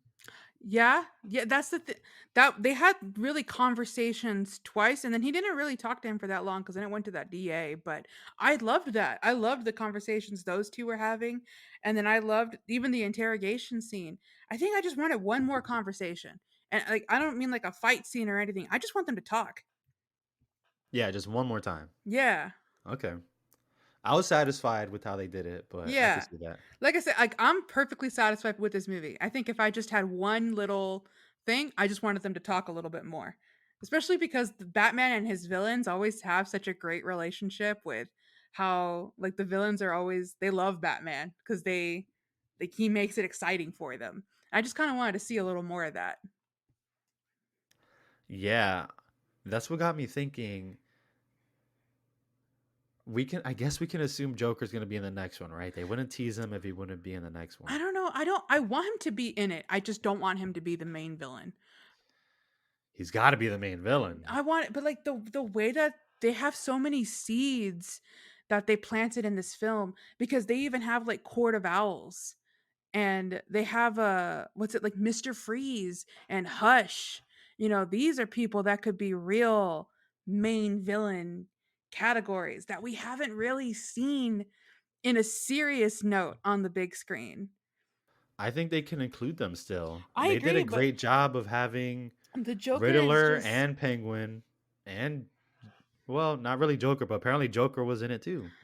I think that Joker is just such main villain category. And the thing about the Joker is that in a lot of like the Batman comics is he's always been the villain on the side, but it leads up to him. It always leads up to him. So he'll be fighting Mr. Freeze, but then the Joker comes in and just wrecks, like throws a wrench in the machine. Like that's kind of what I want to see for the second film at least. In the third movie, yeah, Joker it up, do it. But in the second film, I kind of want to see him put the seeds in there of this great rivalry that the two of them had. I don't know how they'll go about it. I don't know what the plan is, but I just wanted to say that the Joker is another villain that can't keep up with Batman physically, just like the Riddler. So I think that's going to be another interesting story that they can tell, Oh yeah.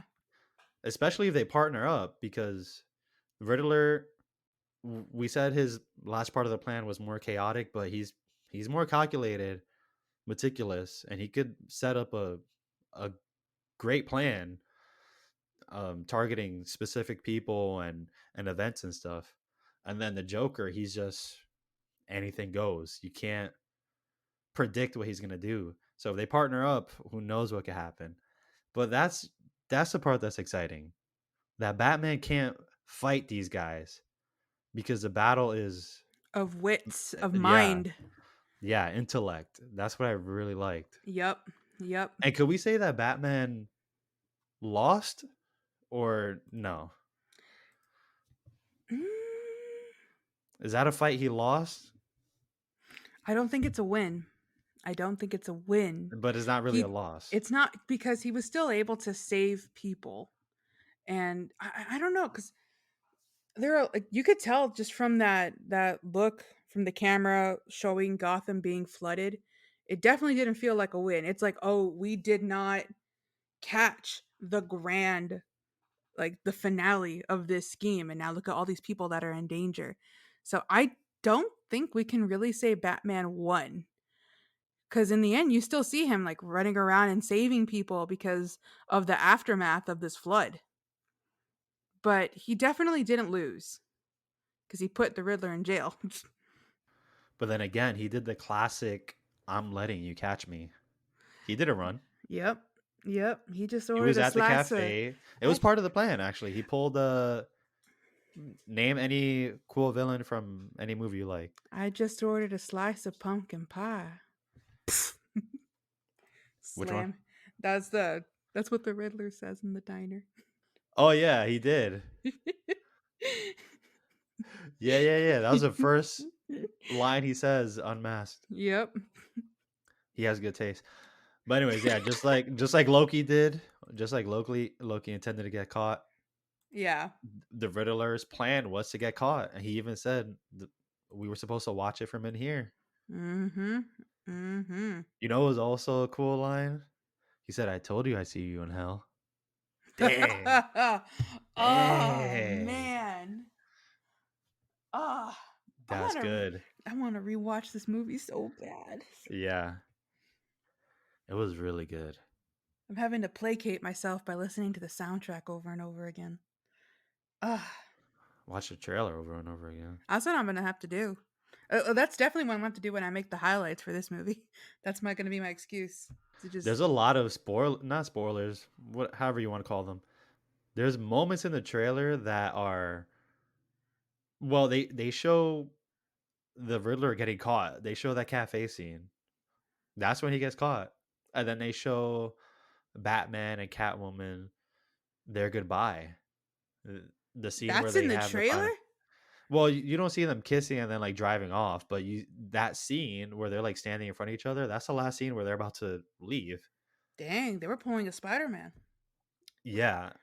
And then I don't know what people called out from scenes that weren't in the movie, but the one scene that I saw that wasn't in the movie was just Alfred going, "My God." That's it. Watching something on TV, he's like, "My God." My god. He pronounces it very weird if you watch the trailer. Is he what is Andy Serkis? Cuz he's not British in this movie, right? I Is have he no idea. Oh, This is the first movie I understood what he was saying. he is English, but I just feel like his accent was different. Yeah. Oh, also, I forgot to mention that I like that Alfred was very loyal to the Waynes. Very Yes. loyal. And he did not Yes. accept any. Any Wayne slander. Exactly.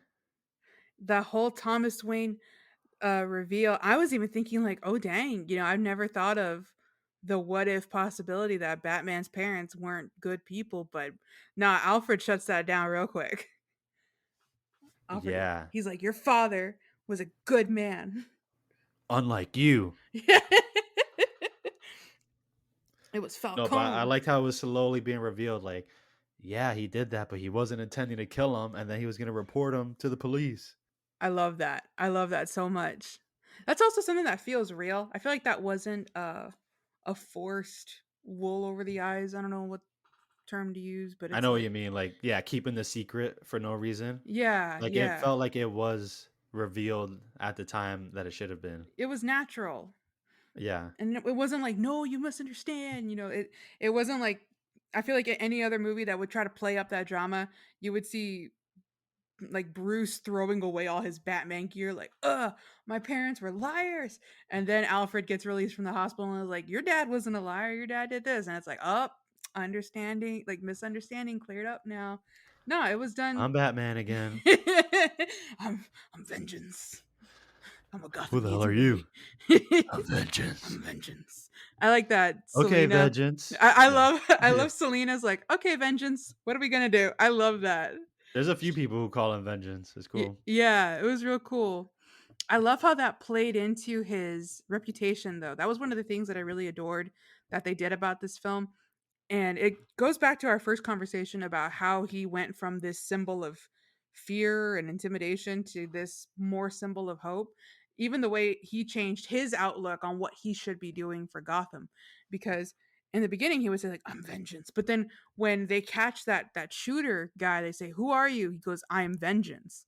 And I think that that's a moment of self-reflection for him because it's almost like these guys think that they're doing the same thing he is when that's not the case at all. And so I think that this is the start of his arc of helping people along with stopping crime. Because that's like one of the things I was going to touch on that I forgot and I just remembered. This movie, one of the big reasons I love this movie so much, it hit my sweet spot for superhero films. I have a thing, if I see this in a superhero film, it will go up to an amazing movie in my eyes. A And that is, soundtrack. well, yes, but also that is watching the hero save people, not just fighting villains, not just, doing cool things. Like, I mean, saving people, watching a hero save people. And we see that he has no hesitation to do that in specifically that scene where the that stadium, that square is being flooded. That electricity light is hanging over the water.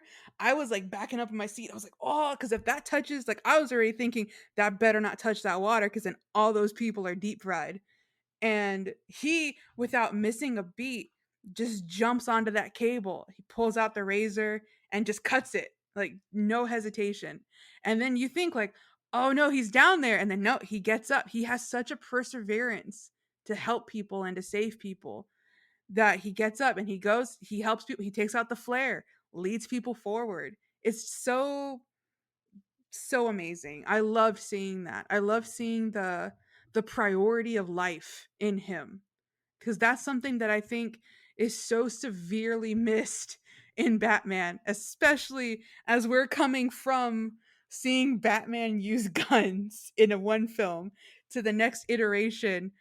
We see that now in this Batman, just the way that he values life. I love that in this movie.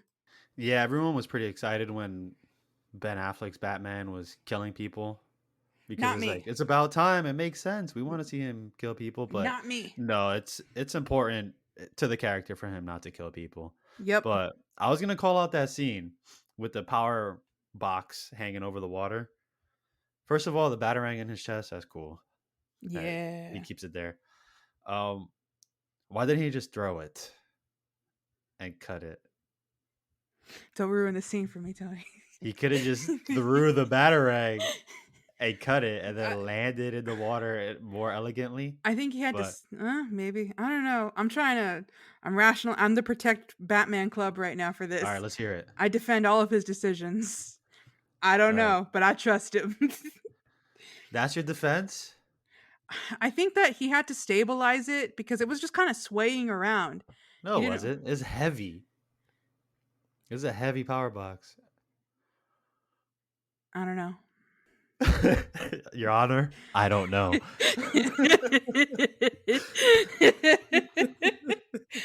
All right. Court adjourned. I've heard enough. Get enough reason for me. Your Honor, that's just how he did it. Yana, I got no idea. Your Honor, All right. I don't Let's know settle. why he swang from that wire He like George of the swang. Jungle, but I trust him. That's all I need to know. Who's Why the does swang professional? sound weird? That's a word, right? If it ain't, it is now. Yana. Yana. Yana, he swang like a bat. I almost thought he was Spider-Man. Until you pulled out that bat logo from his chest and then went cutting. Yana, I rest my case. Yana. The defense rests. So anyway, he could have thrown it. That's what it was made for. I think he just didn't want to lose it. You know, it's like a Nerf gun. You Was it a shoot a bullet. batarang or was it a knife? Was it? Because we It was a know bat-shaped cutting tool. it wasn't a boomerang though. All right, well, that's what I'm just saying. That's what I'm saying Your right now. He Honor, probably I present to the court that this was not in the shape of a boomerang, nor in any shape of a throwing vessel. It is a knife. Therefore, look at the logo. you Look at the have to logo. swung from the wire to cut it. I'm looking it up. All right, and then I was just saying, even if it's not a boomerang, I bet he was treating it like a Nerf gun, where if you lose one bullet, he doesn't want to lose It's his made of Nerf like dart. vibranium. Yeah, he doesn't want to lose his batarang, so I he's can't like, find "Nah, like an let me grab actual over there." image of like the knife, but there's his suit. It comes out of that thing. That look at that. That looks like that could fly That's not a back. the bat rang. There's been less boomerang looking batarangs that came back As you to said that, George I have Clooney. found a specific like look at this is supposed to be a batarang. You're disappointed. I'm Yana, very exhibit C. You see? Look at that. Yeah, Anna, that is not a boomerang Well, shape. those actually, Yana, hold on. Yeah, that will not come back to Batman. That will not. That will not come back. No, yeah, Like that's one the of the ones. ex-wife. That will That's like a not come shuriken. back. That's a bat shuriken. A Vatican. Yeah, not a bat boomerang like what George Clooney had. Not a bat credit card. Also like what George Clooney had. This is a batarang. See that? Uh, It's got the little I don't know where you got that from. Amazon? No, this is on Google. Okay. All right. Well, this is an audio podcast, so we're looking at bat shurikens And batarangs. and maybe batarangs. I don't know if those will fly back, but anyways, this is this is a Batman universe. That thing is supposed to fly back, just like the shield. You know how that thing does not obey the laws of physics at all, kind of thing. You know what I'm saying? Yeah. But anyway, not a big deal. He wanted to make it personal. But he didn't have to electrocute himself. That's the thing. I think his suit is electric proof. He didn't die. Oh, he was fine. Yeah, he didn't die, but I'm just saying he could have avoided getting shocked by just Caroline. I think we have enough pictures of batarangs. I'm just making sure As- the court is sufficiently I know you already have like 5-6 pictures. There's so many different iterations of the batarang. I am shooketh. Yeah, so Also, I was today years old when I realized his outfit is more inspired from the Arkham Knight look. and you say that you're not a zoomer? What? What with the TikTok speech? What? That's not TikTok speech. That's just regular zoomer speech? That's just how behind on the times you are, old man. Yeah, millennials and up. You're right. No. No, so guilty. No. So where did you learn that? Where did you learn I'm today years old when I learned Batman was inspired by Arkham? Twitter? All right, let's move on. It I will. don't use that either.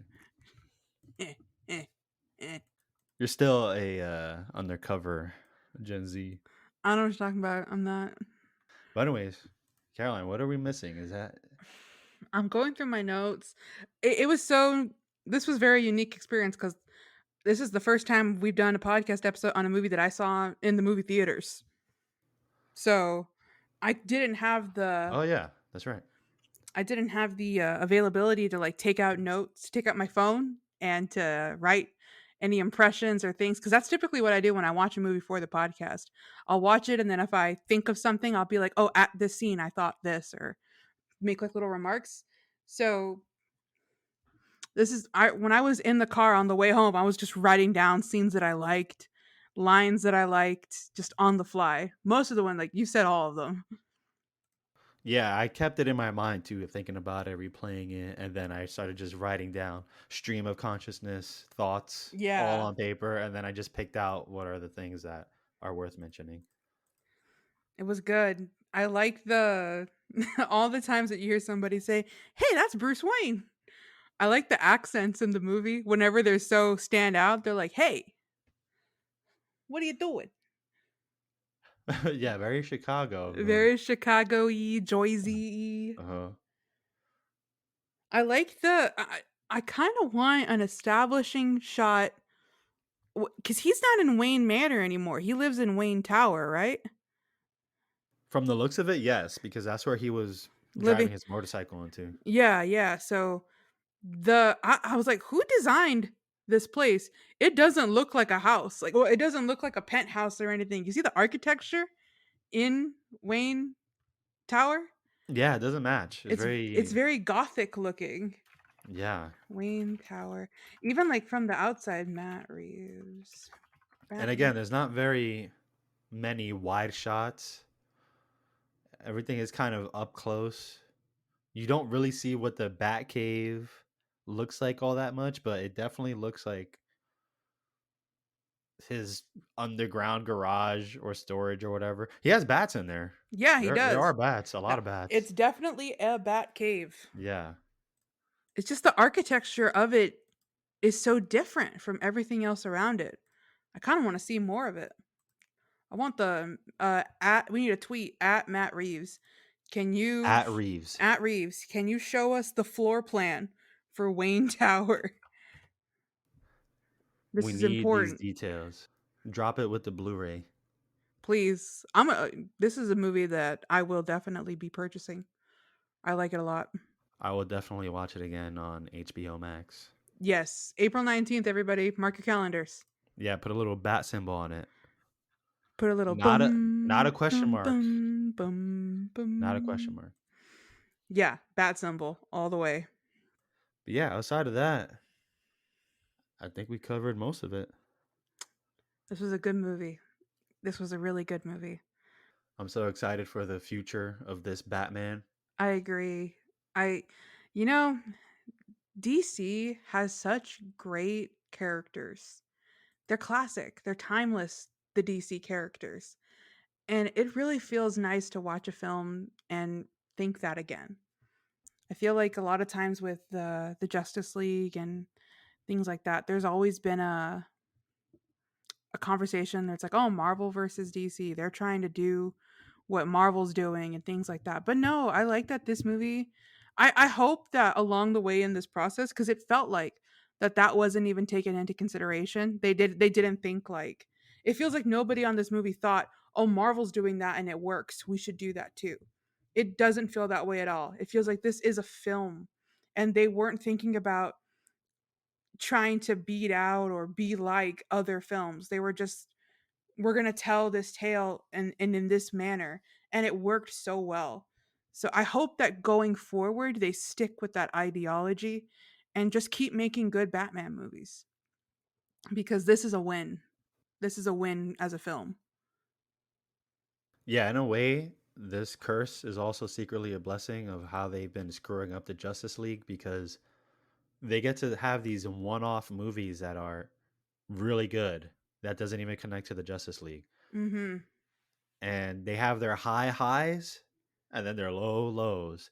But then they have their, along with every Batman v Superman and Suicide Squad and Wonder Woman 1984, you also get your the Batman, you get Joker, you get James Gunn's Suicide Squad. Like, is I don't know what they're thinking over there at Warner Brothers, but I'm glad that they're like, all right, yeah, you could do a Joker movie and do whatever you want.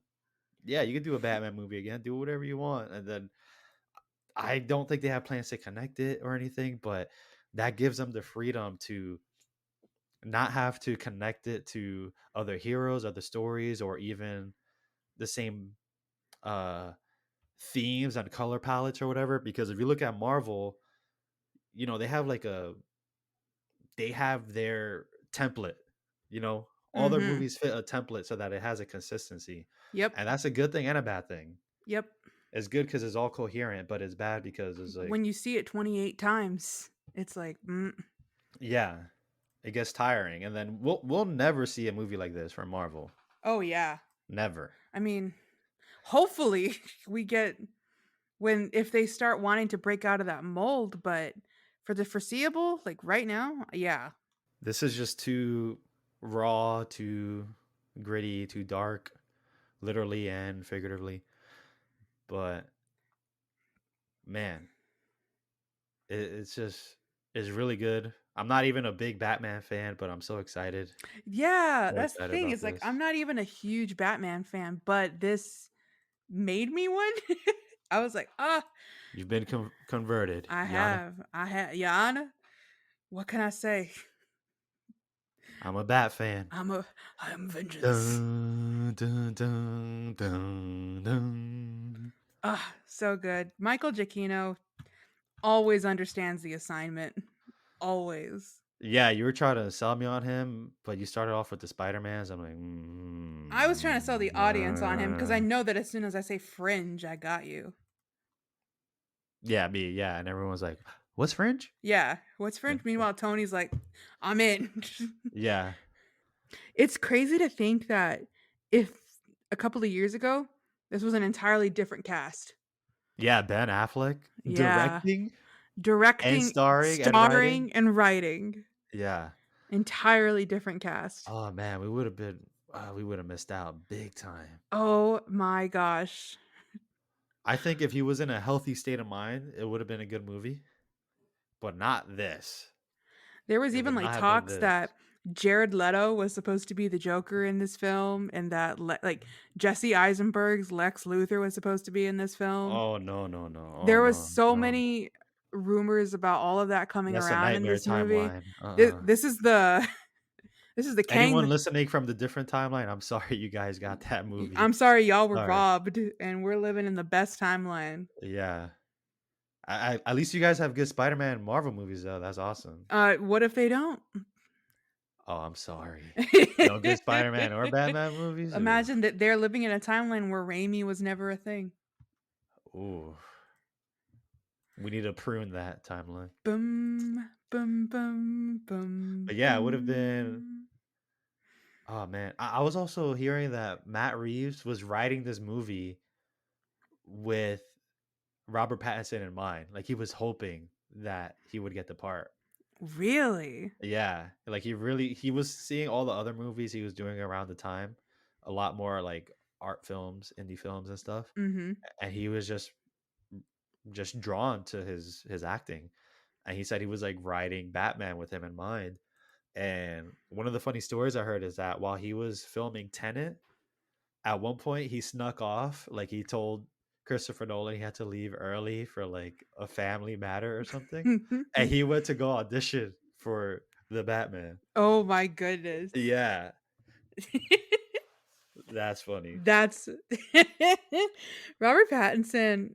I've just been watching some of the memes that have been coming out of his press tour for Batman, and Press tour. his press tour, and it's so funny. Like they ask him like, "Oh," because they asked, Paul Dano, "How did you get into character for, the Riddler?"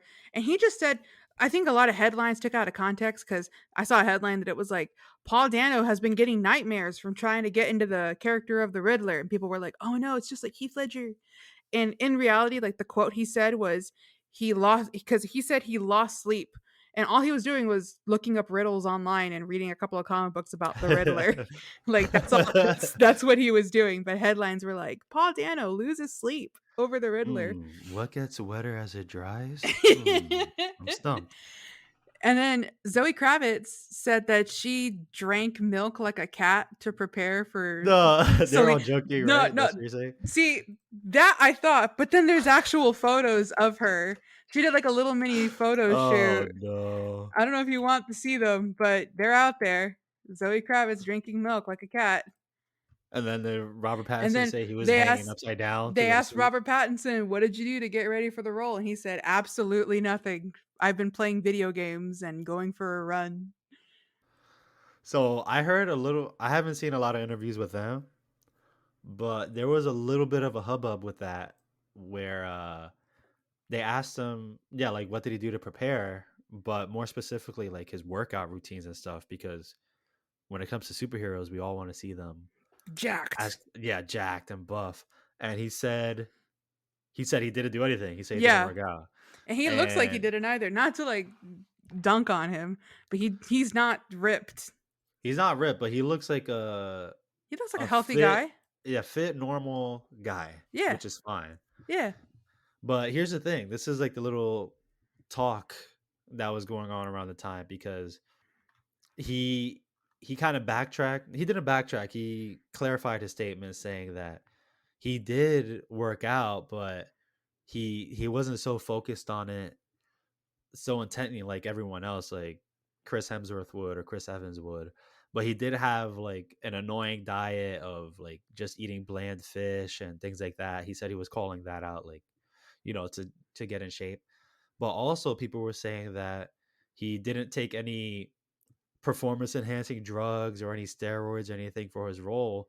And there's people who are commending him for that, because everyone else does, is unspoken. You'll never hear it in an interview. You'll never hear it in the fitness industry, but that's what they do to get in shape. There's no way you could pack on that much muscle in such a short amount of time that they tell you. Like they Yeah. always say, like, oh yeah, I trained hard for 5 months, and I had to put on this much weight, and I ate this much chicken and blah blah blah. And you can't do that naturally. So Robert Pattinson said he was getting fit naturally, and that's what a natural fit body looks like. That's And awesome. yeah, it looks nothing like what you see everyone else, like Henry Cavill or Ben Affleck or anyone in Marvel, because they're all using drugs and whatever. You can have your opinions on that, but Robert Pattinson didn't do that. People were commending him on that, and then there was also people saying like he probably should have done it because they want to see a buff Batman. But I disagree. I think he made a great choice, and this Batman is excellent, excellent. He has a bat chin too. He has a great Yeah. bat chin. Yeah. Yeah. I think he did a great job just overall. He was a great Batman. As Bruce Wayne, that was more of a directional standpoint than it was his acting. He acted. It was great acting, but he did a great job. I'm reading right here anything that he did to prep up on the role. Apparently, he's a longtime Batman fan, so he's already up to date with the knowledge. He He just probably read. played the Arkham games and he's like, "Hey, can we make it look like this?" Can we do this? It said he read some comic books and he worked out. This is all on Wikipedia, so this is just face value knowledge. So yeah, uh, I'm glad he brought that up, those interviews and stuff, because that is something I did want to talk about too. He just has a natural, healthy looking body, and it doesn't compare at all to what the other guys look like. But I think it's fine. It looked I think it's fine. fine. It wasn't Yeah, like I looked at him and was like, "Ah, he doesn't have a six pack." Nah, he was still muscular. He still looked fit yeah, he and has some healthy. definition. Yeah. Exactly. It looked great.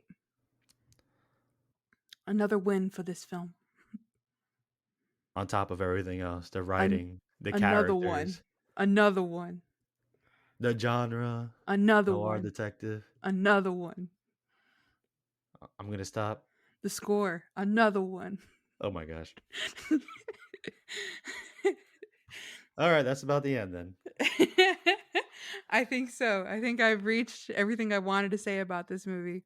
There's 2 sequels in the works, so this is gonna be a trilogy, most likely, Wait, and is that then confirmed or we're just assuming that? that is confirmed. Okay. Oh And wait, one there's more funny quote I liked hit where hit me. Selena was like, "Oh, so you don't even care if I die in there?" And then he's like, "Look at me." And then he puts his hand under her chin, and it looks like they're gonna have a A great moment. a moment. She's And starstruck. he's Looks like, good. looks good. Here, take the earpiece. It was perfect. I loved It that. was perfect. I loved that. She got all starry-eyed too. I was like, "Girl, I feel you. I'd feel the same way if I Yeah. was staring into Batman's eyes." Dun, dun, dun, dun, dun, dun, dun. All right, that's it. I thought you were gonna end it with just you humming it. All right, let me start from the beginning. Dum, dum, dum, dum, dum,